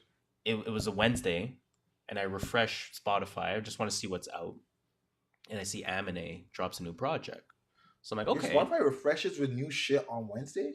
Like, not that page where it says new releases, it only updates on Fridays for me. Whenever it comes out, man. That's crazy. Whenever that shit comes out. So I saw that. I'm like, you know what?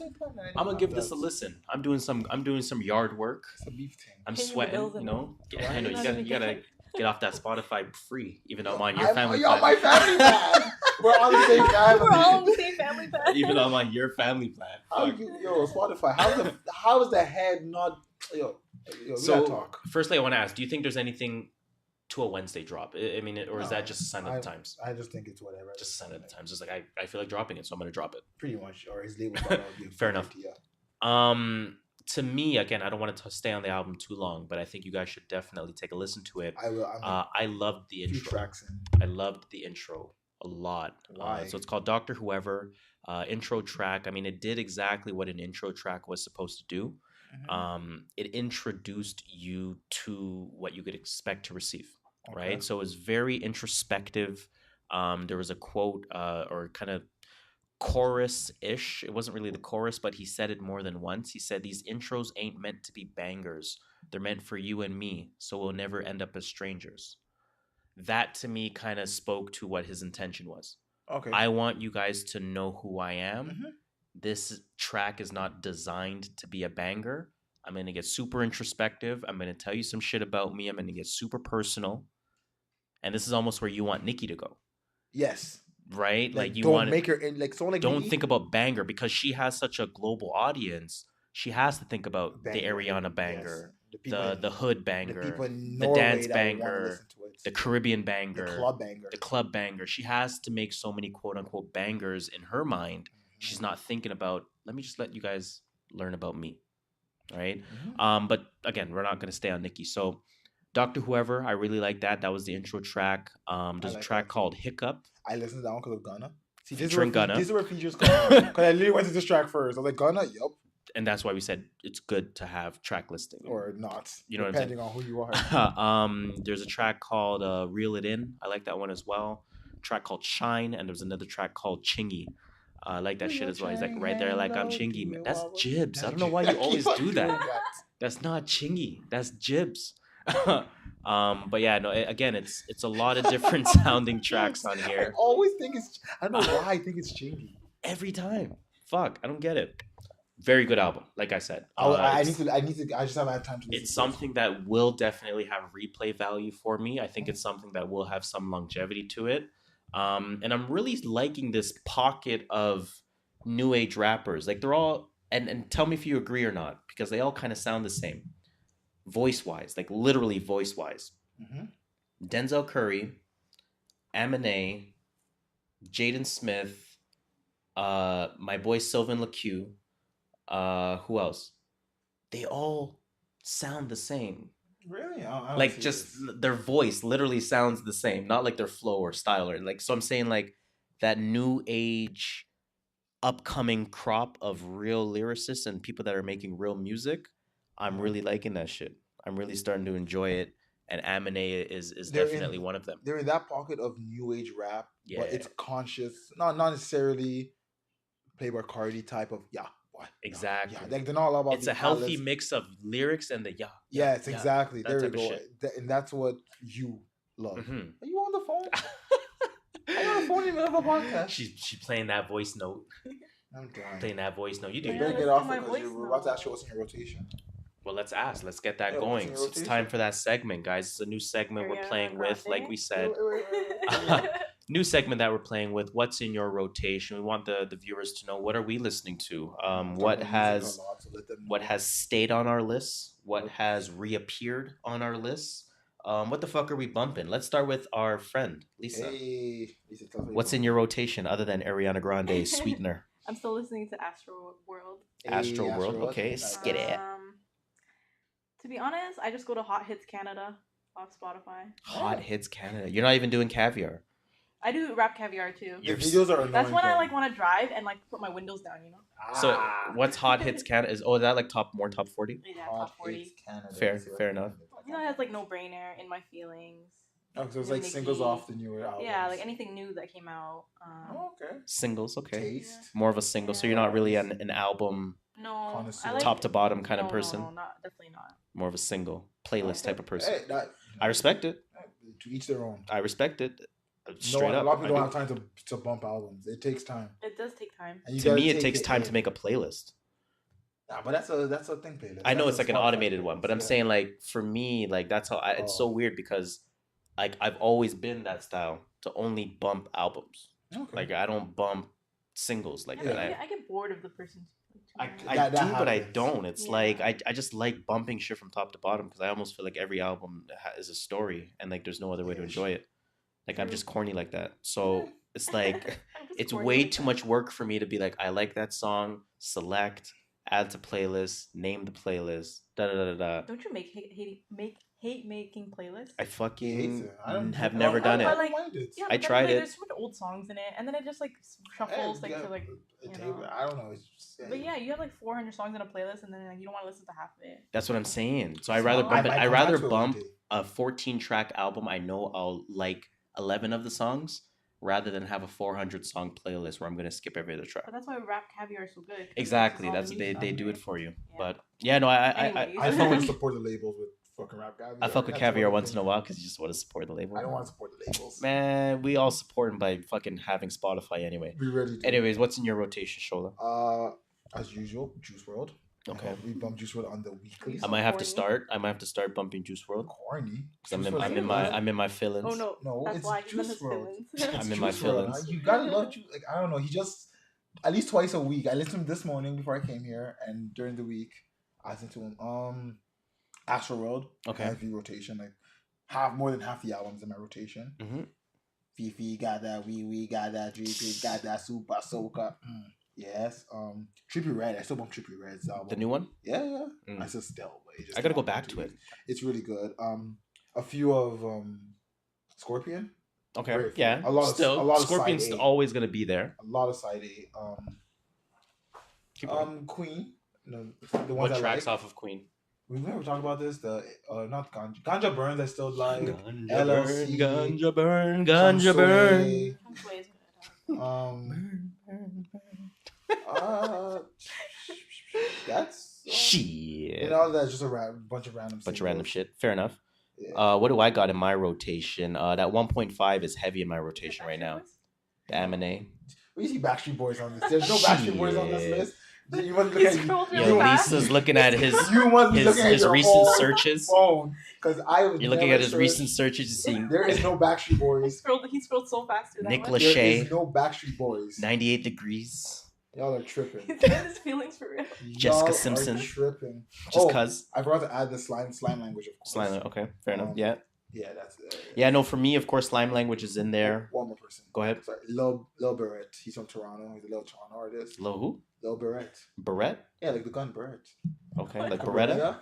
Like a Beretta. Okay. Lil Barrett. He's a Toronto Shout out artist. to him. Toronto. Yeah. T-Dot Skitty. Oh, and then Taboo. That was a high- Taboo. Oh, speaking of Taboo, I really like that album. I listened to Cloud Cobain. Cloud Sorry, I know Cobain, you want to yeah. give your list, but I just found the rest of my list. and it's sick. And I was like, you know what? Let me give him a chance. I started to his album, and I could see why you liked it. Yeah.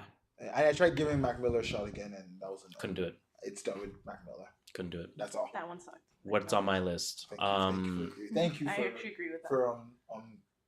for what's that thing when someone like makes you validating my choice of not listening to it. There we go. What's on my list? I got JID is still on my list. The Never Ending Story. Sorry, the Never Story. No, this is 2017 album. Okay, I gotta listen to JID. Been bumping that shit, man. Redemption still on my list by J Rock. I still bump Daytona every once in a while.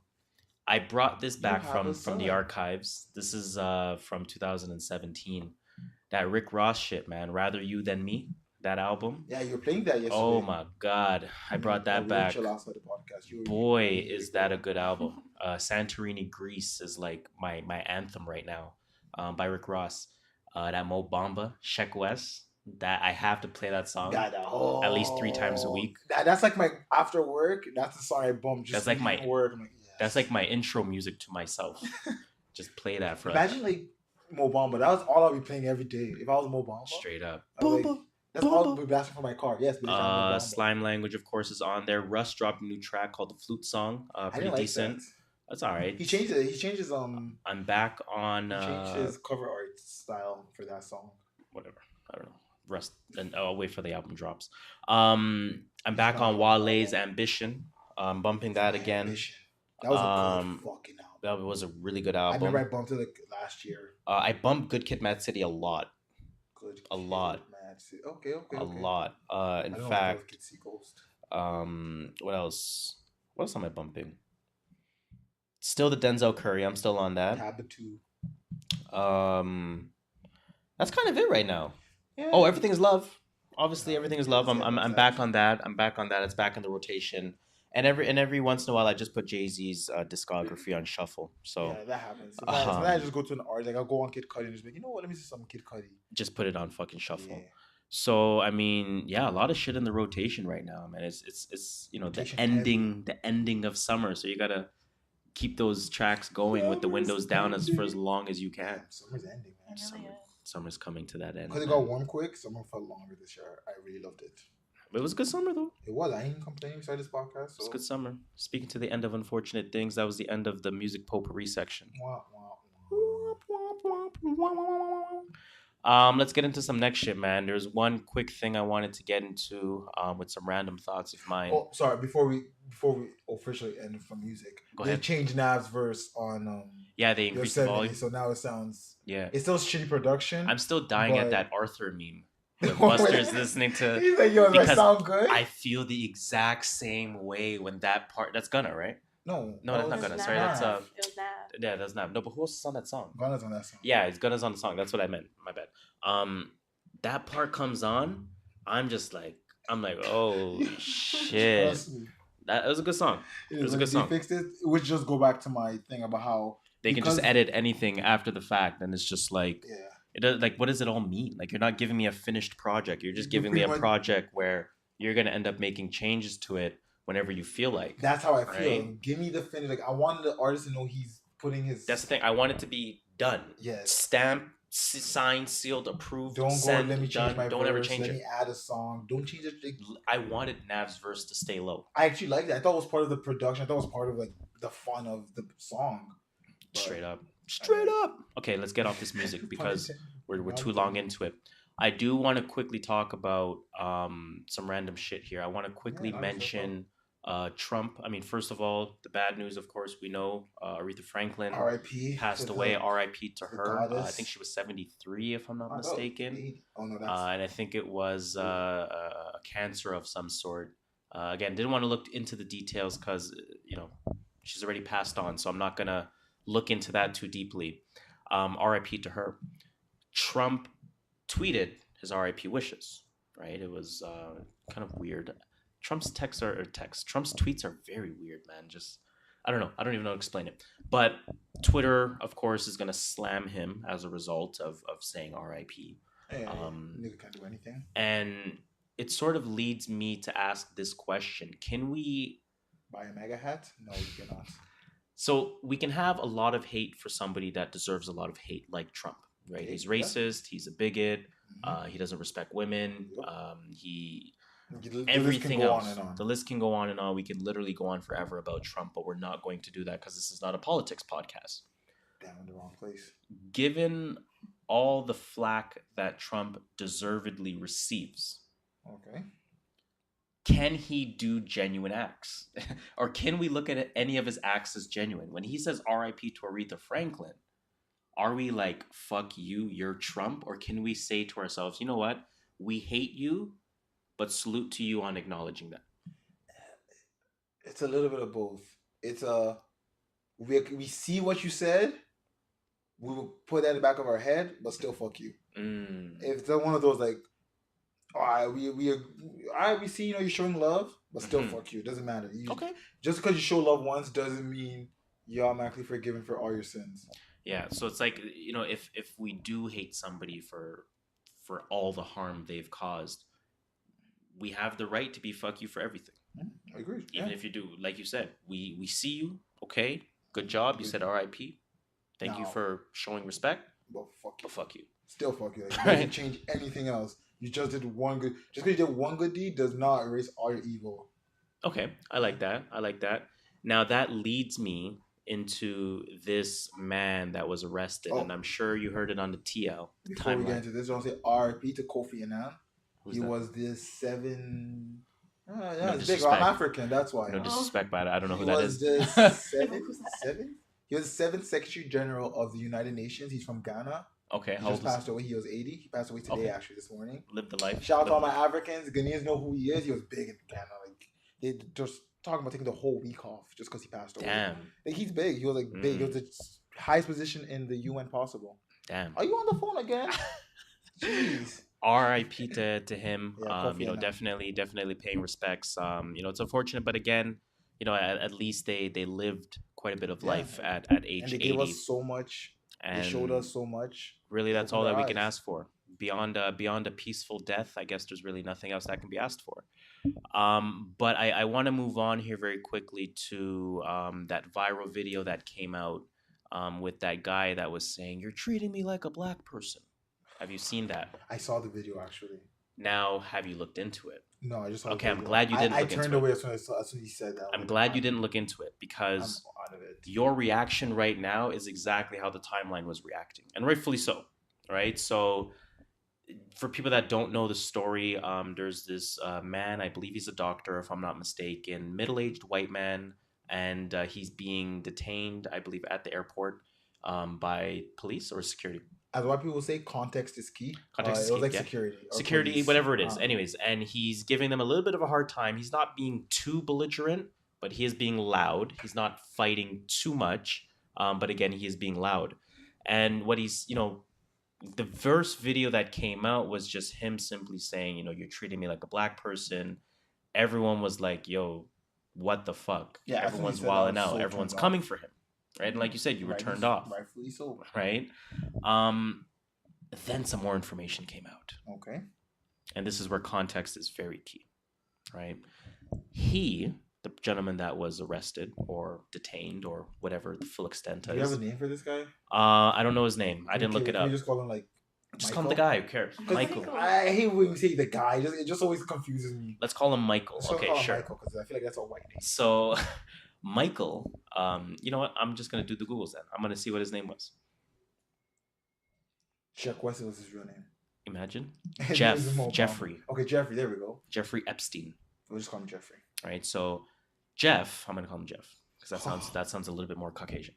Yes, no white person called Jeff. No black person called Jeff. Jeff was adamant that he actually did it purposely to bring attention to police brutality and the social inequalities that exist.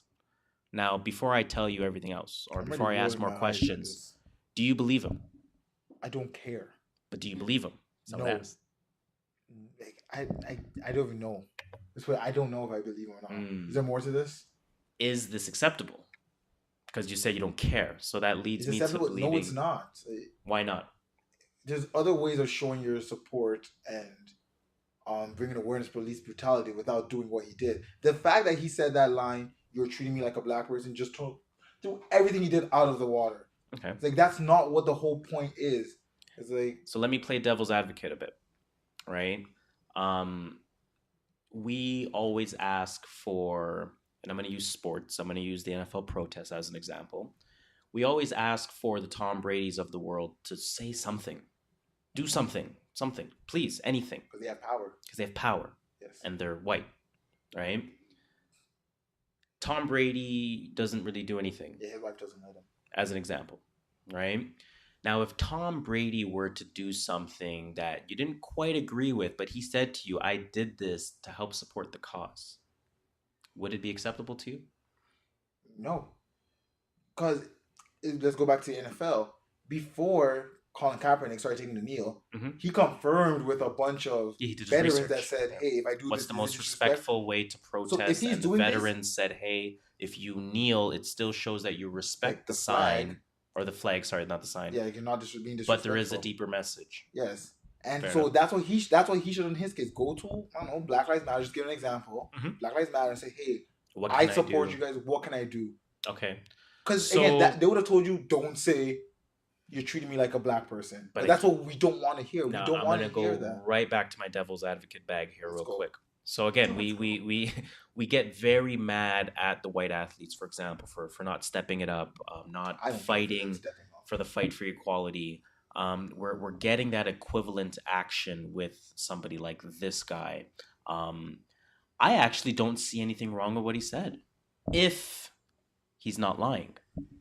If he's because what he said was this, and I'm paraphrasing. He said, I was detained. And I consciously made a decision to start being loud, to draw attention to how extra law enforcement is. Basically, is what he's saying. What he's saying is, if I, I don't remember if I had his exact words here. If you're going to do this to a white doctor, he had something along the lines of like, if you guys are going to do this to me, what the fuck do you do to black people? Or no wonder why black people don't like you guys. No wonder why I think his delivery was terrible. There we go. But I think the point he was trying to make was, listen, if you're going to do this to a squeaky clean on paper, in your guys' opinion, what the fuck do you guys do to people of color? I think that was the point he was trying to make. And I get that. But again, it's like a joke. If your delivery fails, the joke fails. And that's why I think happened here is like his delivery failed. Like, he meant good. Rachel Dolezal meant good.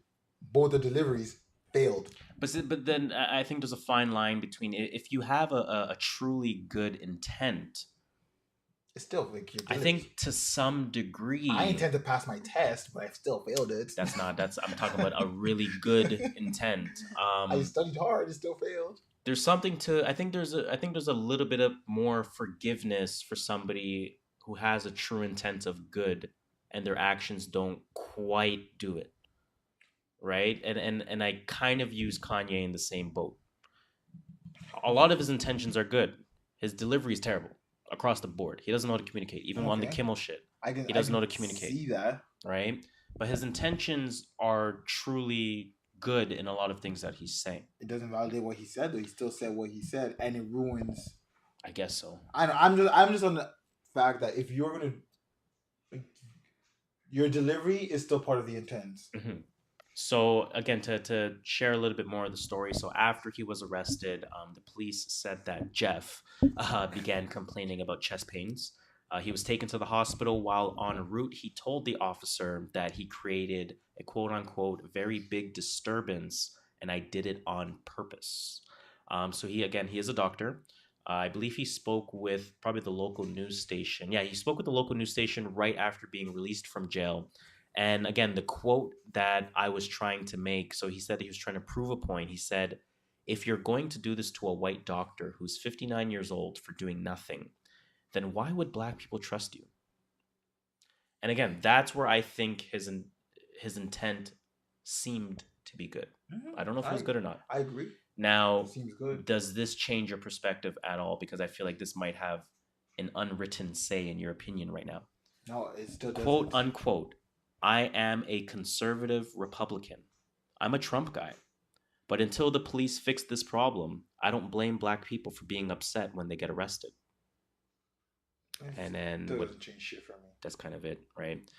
He said he wanted to teach the airlines a lesson about customer service. I don't know what the lesson was. That's what I'm saying. But he doesn't mean shit. Like, all I heard from this whole thing was, yeah, he meant good, but it failed epically. I agree with that. I think I completely agree with that. I think his delivery was terrible. I think even his thinking is terrible. Mm-hmm. So it's like you can see some of the Trump supportive conservative type of things come out in him, where it's like you're classifying a whole people. Oh, I can see why black people get mad when you arrest them. Mm-hmm. Whoa, chill. Hey, we're talking a little assumptuous here. You know what I mean? Like exactly. Those types of things rub me the wrong way. But again, I do think some of the intent was good. I do think overall, if he's being true, I don't mind what he did at all. He should. This is what I think he should do. Go meet with a black activist group or community and figure out how you can benefit us. I understand that. But again, to play devil's advocate, if he's going to do the right thing, let's call it the right thing after speaking to Black Lives Matter as an example. Black Lives Matter tells him, hey, if you do X, Y, and Z, you'll be more supportive, right? Mm-hmm. So he goes ahead and he does X, Y, and Z, and it goes under the radar. And sure, you're being supportive. Great, it doesn't go viral. Whereas something shock value like this, he can then say, yo, I did that purposely to fight brutality. And at least for a day, everybody's talking about brutality. So don't you feel like in some indirect way, what he did was more effective than doing the right thing? No. Again, if his intent was true. Because of the one line of, why are you treating me like a black person? I don't know, man. That line throws me off so much. I can't explain why that line is wrong, but maybe I know that line everybody needs to bother me knows more because that specific line didn't bother me. What was his line? It was, you're treating me like a fucking black person. Why? See, and that's the one thing we're trying to prevent in this world, not be treated differently. So don't say that. But he's speaking facts. He could have said, if you would do this to me, how would you do to a black person? That line I was fine with.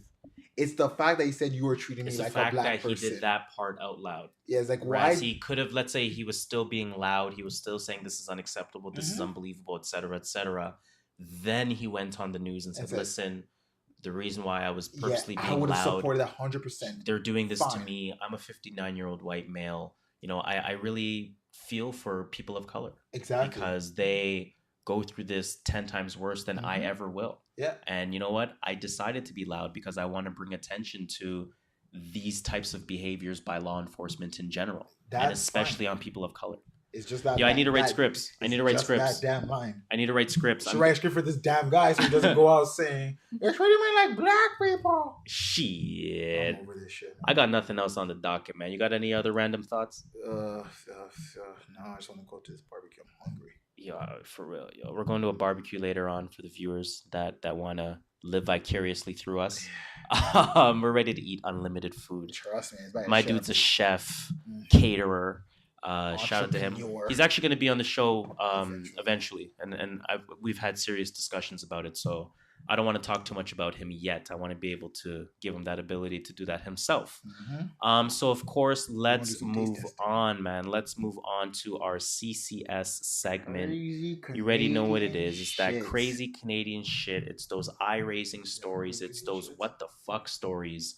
It's really those unusual stories that you hear that kind of make you say, what in the world is going on? And they all share the common theme of being from right here in Canada. Right? So we have a couple of them. We have a couple of them today, a couple of fun ones. We want to, leave you guys on a light note. You had one about Tim Hortons or some shit. Okay. Who has not bought coffee from Tim Hortons before? I think Tim Hortons probably puts crack cocaine in their coffee because people like it too much. When you're walking from wherever you parked your car, or wherever your office is, or wherever you were last, out of the store to wherever you need to go, how do you feel that drip of hot coffee? Oh my God. Or tea on your finger? You walk across the street and that coffee spilling on your hands. It makes no sense. Are you kidding me? Not seal the tie. Well, Tim Hortons has finally announced that they are redesigning the lids. Are they finally getting like McDonald's lids? I don't know, but they said they are redesigning Starbucks lids? There's nothing worse than when your coffee... Oh, right, wrong line there. Wow. This guy tried to freestyle that part of the article as if like you're not reading. Yeah, I know, right? Shit. But nonetheless, that's they're also changing. change. They're changing their cups. Earlier today, whichever day this was, Tim Hortons announced that they will be phasing out the current lids in favor for something more leak-proof and also environmental friendly. Interesting. I think they'll do with Starbucks. It will also have a maple leaf on them for some extra Canadian flavor. Of course. We're all happy about this shit. We've all been begging for the Tim Hortons. They have those. They have the McDonald's lids, but they use it for lattes. Yeah. You gotta ask for it separately.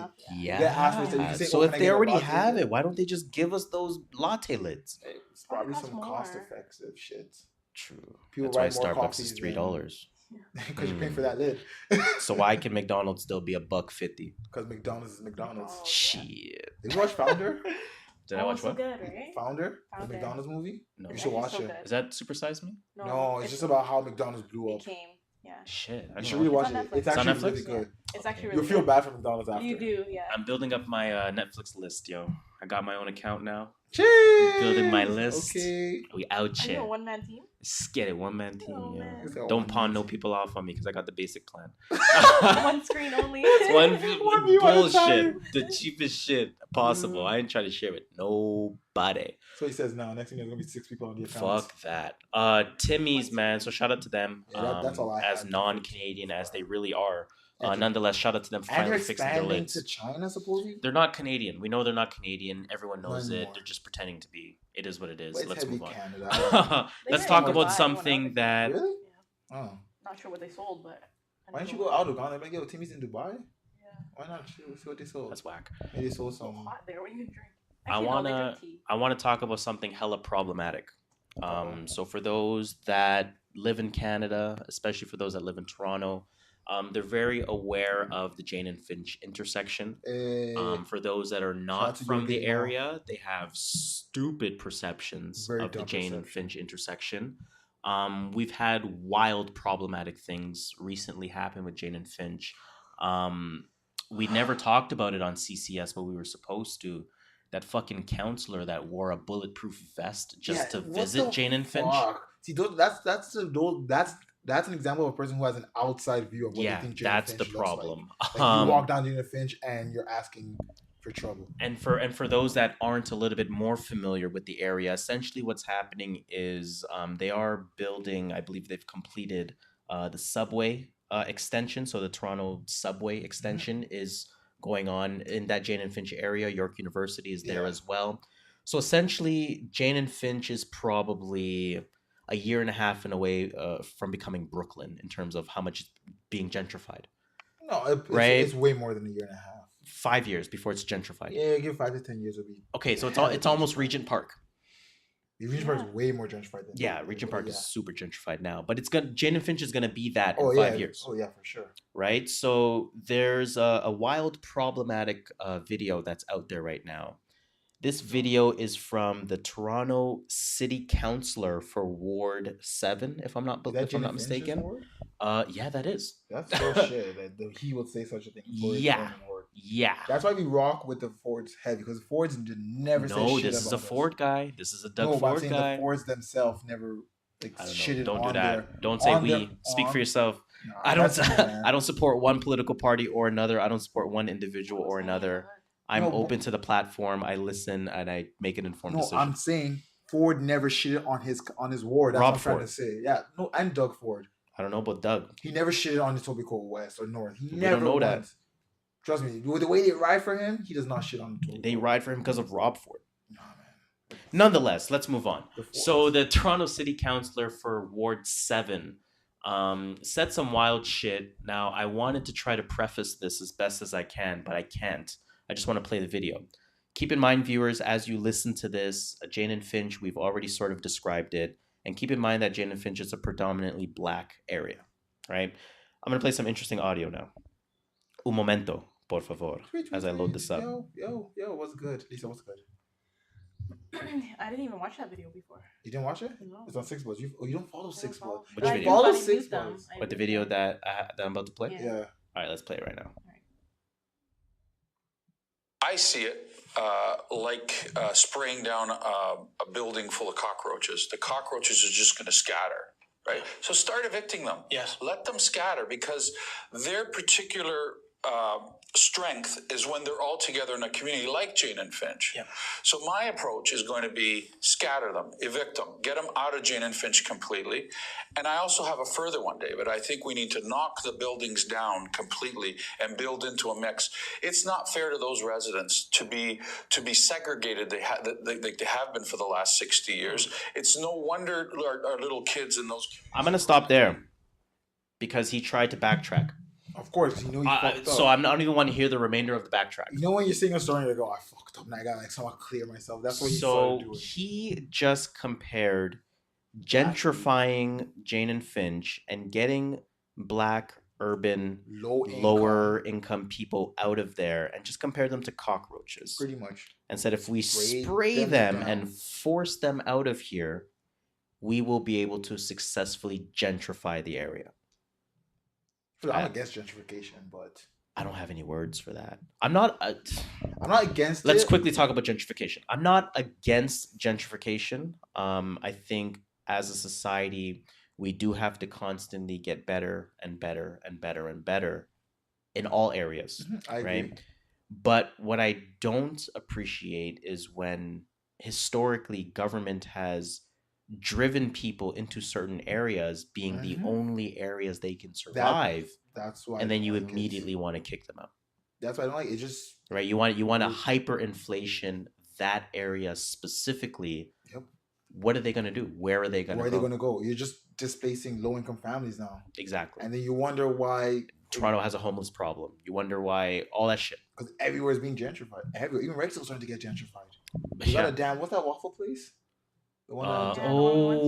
What is that called again? Beside Giant Tiger on Kipling. Starving Artist. Starving Artist. I can't believe he totally got a fucking Starving Artist. Yo, remember Hood Starbucks? Hood Starbucks, right by the Humber College. Shit. That was big. We're like, yo, gentrification is officially underway. It's officially a thing. But you know what? I don't want to be too angry to end off my Monday. So I'm gonna read a happier CCS story.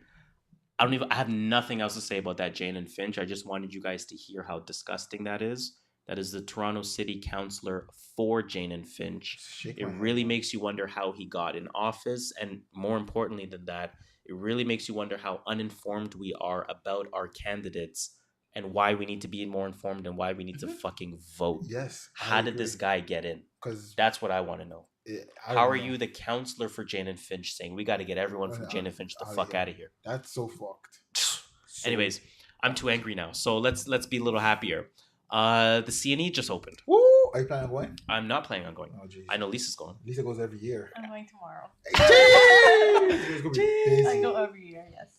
Are you? So what do you do there? Are you like quarter games? Are you do the rides? I do the games. I don't do the rides. The rides seem a little only dangerous. The gondola. No, I don't even do those. The lines are always so long. But how much money does it typically cost you before you win a prize? I won a prize last year. We don't play the prizing games. We do the you gambling. do the betting ones. Oh yeah, the gambling. You put $2 down on a color, and then you win like 4 times double. your bet. Yeah, I do that all the time. Yo, I might have to go. I ran like $20 there and collect quarters in the night. It's just an environment, like a little carnival. It's like like that carnival. It's really good. Yeah, like it's nice to go at night, right? But if the day's too hot, too many kids around. But then you can't the rides like the gondola, for example, it gets a long line and line. That's true. But it is a good time. And now, like you said, I mean, it has that carnival feel. It has pretty good depth to it. I mean, there's your gambling type of games. There's your quarter type of games where you're trying to win a prize. You have your rides, of course. But one thing CNE, of course, is known for is their crazy foods. I'm not gonna lie. 2018 has kind of disappointed me this year. With the foods? With the foods. What do they have? Can you remember? Okay, you've been there often, Lisa. Yes. What are some crazy food ideas that you recall from there? The cronut. I remember the cronut. I remember the ramen burger, which the they still ramen sell, burger. But it's not like it's not like a main attraction. Keep on selling them after that year. Yeah, but what are some main attractions? The crickets, so you said the crickets. The crickets. Chocolate crickets or whatever. Something like that, I think. Was it fried Mars bars when they were a thing? Deep fried Mars. Yeah, that's where it first started. Right? Yeah. Yeah, then they did Oreo. Did they do deep fried pickle ever? Yeah, they still do. Okay. Yeah. Pickles. They did the potato, the twisty one. Oh, the blooming onion too. Yeah. Oh yeah, the blooming onion. What? The blooming onion. Blooming onion. It's an onion that's like deep fried, And then like, does it taste like onion ring or does it taste like it onion? tastes like onion ring. It's breaded. Okay. It's breaded and everything. Super oily. It's super oily. It's super big too. It's like yuck. It's so bad. I remember I fucking had red velvet pancakes with yes, I remember pork. that. Oh, they always have the cool drinks. That shit was OD. Fran's, Fran's restaurant. Yeah. And then they do the drinks with the cakes on top. Oh, yeah, I remember that. Super sweet drinks. True that. So I mean, CNE has been through some crazy shit. Yeah, it's on Monday. What's on Monday? Oh no, I'm going to CNE on the 27th. Oh shit. Because Monday's cheaper. Shit. Is it? No, it's just because we want to go in the daytime. Is that like facts or just fake facts? No, it's real. I'm going on 27th. If you guys see me, you'll hit me up. I'm going on the 27th. Probably there in the daytime. I don't know what time yet. Why do you want to go on the date so hot? Yo, can a man just not go? There's no lines. Every time I go, it's always lines. There's so many people. I just want to go it's one good for a date thing. Okay. Well, what are they bringing? So what did they bring into the docket in 2018? Again, I will say I'm a little bit. I don't think they really showed out the way they normally do. So I'm gonna read some of the crazy foods that they've come up with this year, and you tell me how crazy you think they are, because I don't think they're crazy at all. Deep fried Ferrero Rocher chocolate. That's whatever. Hella normal. Vanilla ice cream cones topped with edible 24 karat gold leaves. I have no interest in eating. That's gold. A cop out. I have no. Throw some gold on it. That's a cop out. I think that what's his face on the eating expensive food. They all do that on most expensive as shit. They do that on BuzzFeed's. I forgot what that show was called. I used to watch it religiously. Anyways, cotton candy ice cream burritos. Now that is fucking OD. That's disgusting. Like sugar overdose. Ew. Is there going to be like meat in the burritos too? No, they put ice cream in, and then they it's put probably like a burrito that can and then you wrap the cotton candy around it and you cut it in half. Basically, it's a wrap of sugar. Yeah. Oh well, if I want that, they're just calling it a burrito based on its form. Yeah. I was thinking meat at first too, though. They should call it diabetes. Beside diabetes number 3. I think they're all diabetes here. Rainbow Kit Kat crepes. What does that look like? More sugar overdose. Yeah. It's really colorful and rainbowy. Kit Kat crepes. How do you? I don't know. I don't know how you fit a Kit Kat into a crepe. But anyways, mac and cheese. Whoa, hold on. Let me. Sorry.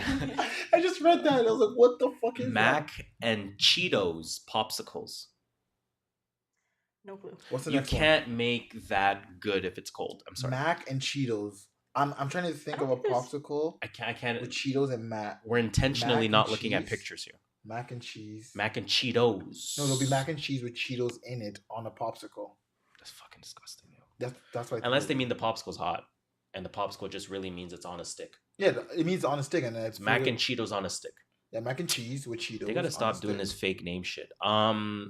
S'mores fried chicken sandwich. Now that sounds hella good. Chocolate on this, like that sounds nasty. Like when they say s'mores, I think like it's like how they put. What about chicken and waffles with some nice syrup on it? You ever fuck with that? Had you ever had chocolate wings from Wild Wings? Those are nasty. But Wild Wings is trash. I've had them before. They're nasty. But Wild Wing is trash. Just chocolate and chicken don't go. What about syrup and chicken? Yeah, but that's sweet. That's different, yeah. That's not chocolate. You just brought a totally different item. I'm hating. What else is on here? So Cake Shack. With marshmallow. Ew. Cake Shack is making a frozen cheesecake Magnum bar. Again, nothing special.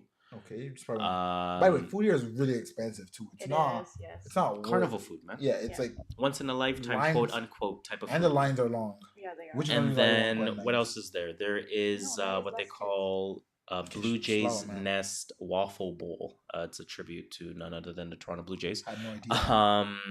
What did they got in there? Vanilla ice cream, pretzel, popcorn, caramel drizzle, cotton candy, and a baseball donut. So sugar. Do they have anything that's like Dylon, and Dylon. 99-cent spaghetti. Again, edible. At 99 cents, I'm pretty sure that spaghetti is not edible. It's just spaghetti with sauce, like tomato sauce. Is it like IKEA shit? Yeah. IKEA shit go hard. Dead. I don't know, man. I don't know what else the CNE has to offer. I think that's kind of it. Nothing surprising this year at all. It's just a yearly thing. It's you go for the environment. Honestly, it's like going to like a club. That's true. Ish, like it's like not like. I get what you mean. Like it's like it shows up. So it's like clubbing in the summer. Mm-hmm. Cabana in the summer. Like cabana in the summer. Like you go for the environment. You don't go exactly for the food. You don't go exactly for the ride. Don't go for the game. Just go because the environment. It is a fun environment. See people there. They're always laughing. Honestly, Carnival shit, man. Yeah, Carnival carnival comes shit. to Toronto. I think it's as simple as There's one that. at Woodbine Mall. No, that's the circus, yo. I went to that circus years ago, 5, 6, 7 years ago. I want to go. I Do saw you think they this still have thing. elephants? I don't know, but when I went, there was elephants, and that was really sad. I went to the one in Vaughan at the People time. always tell me to go on their set. I'm like, oh, I kind of want to go though. No, It's don't support that. That's what I've heard. So Yeah, I've never been to a yeah. circus before though, so I feel like I'm missing out. I kinda But get what everyone you else is mean. gone, and they're saying, "Oh, don't go." I get what you mean because I wanted to go at the time too, like 5, 6 years Yeah. ago, whenever the heck it was, and I'm like, I wouldn't do that again. Like, but I still want to be like, yo, I've gone to circus though. I would not do that again. I want to go to circus. That's all I got, man. I have nothing. That's all I got. No. This is a career-long episode. Jesus Christ. We're almost 2.5 hours in. Oh fuck. Shout out to everyone Are that we trying stuck to, with us. Trying Shout out to to everyone time. that stuck with us. Shout out Thank to you. everyone that listens to us on Spotify, on We're really gonna go Apple through the list again. Podcasts, on everything. I'm not gonna go through it again. Ask us. We promise. YouTube is coming full. Work in progress. Full. I know we've said that for a couple of episodes now, but again, that is a promise that we're making to you.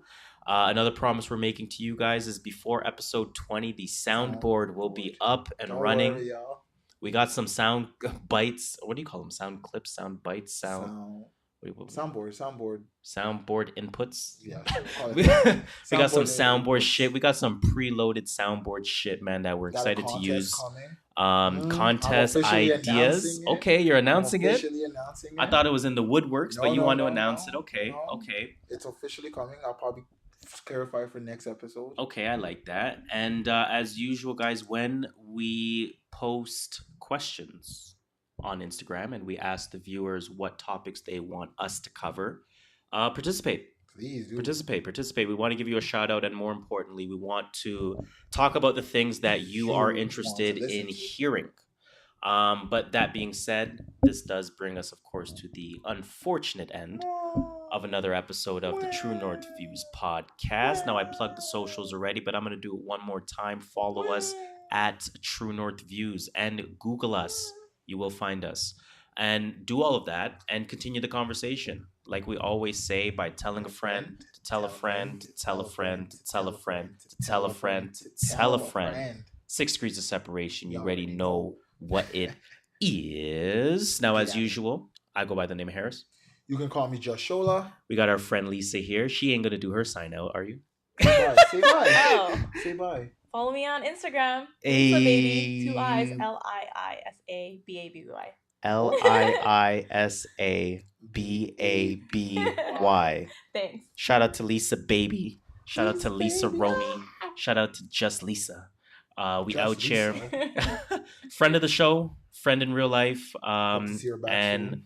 let's see how this dynamic works with a female on the mic, because we might pressure you to come more than once. So be ready. It was fun. Scene. But as usual, guys, stay cool out there. Stay warm in the nighttime. Put that bug spray on. The mosquitoes them is out. Global warming is real. I think that's all the announcements I got. Watch out. Oh yeah, shit. What's the number one rule? Yo, watch out for them wastemans out Watch there. out for them wastemans. You already know what it is. It's a True North Views podcast. It's episode 17. Oh. Let's get it.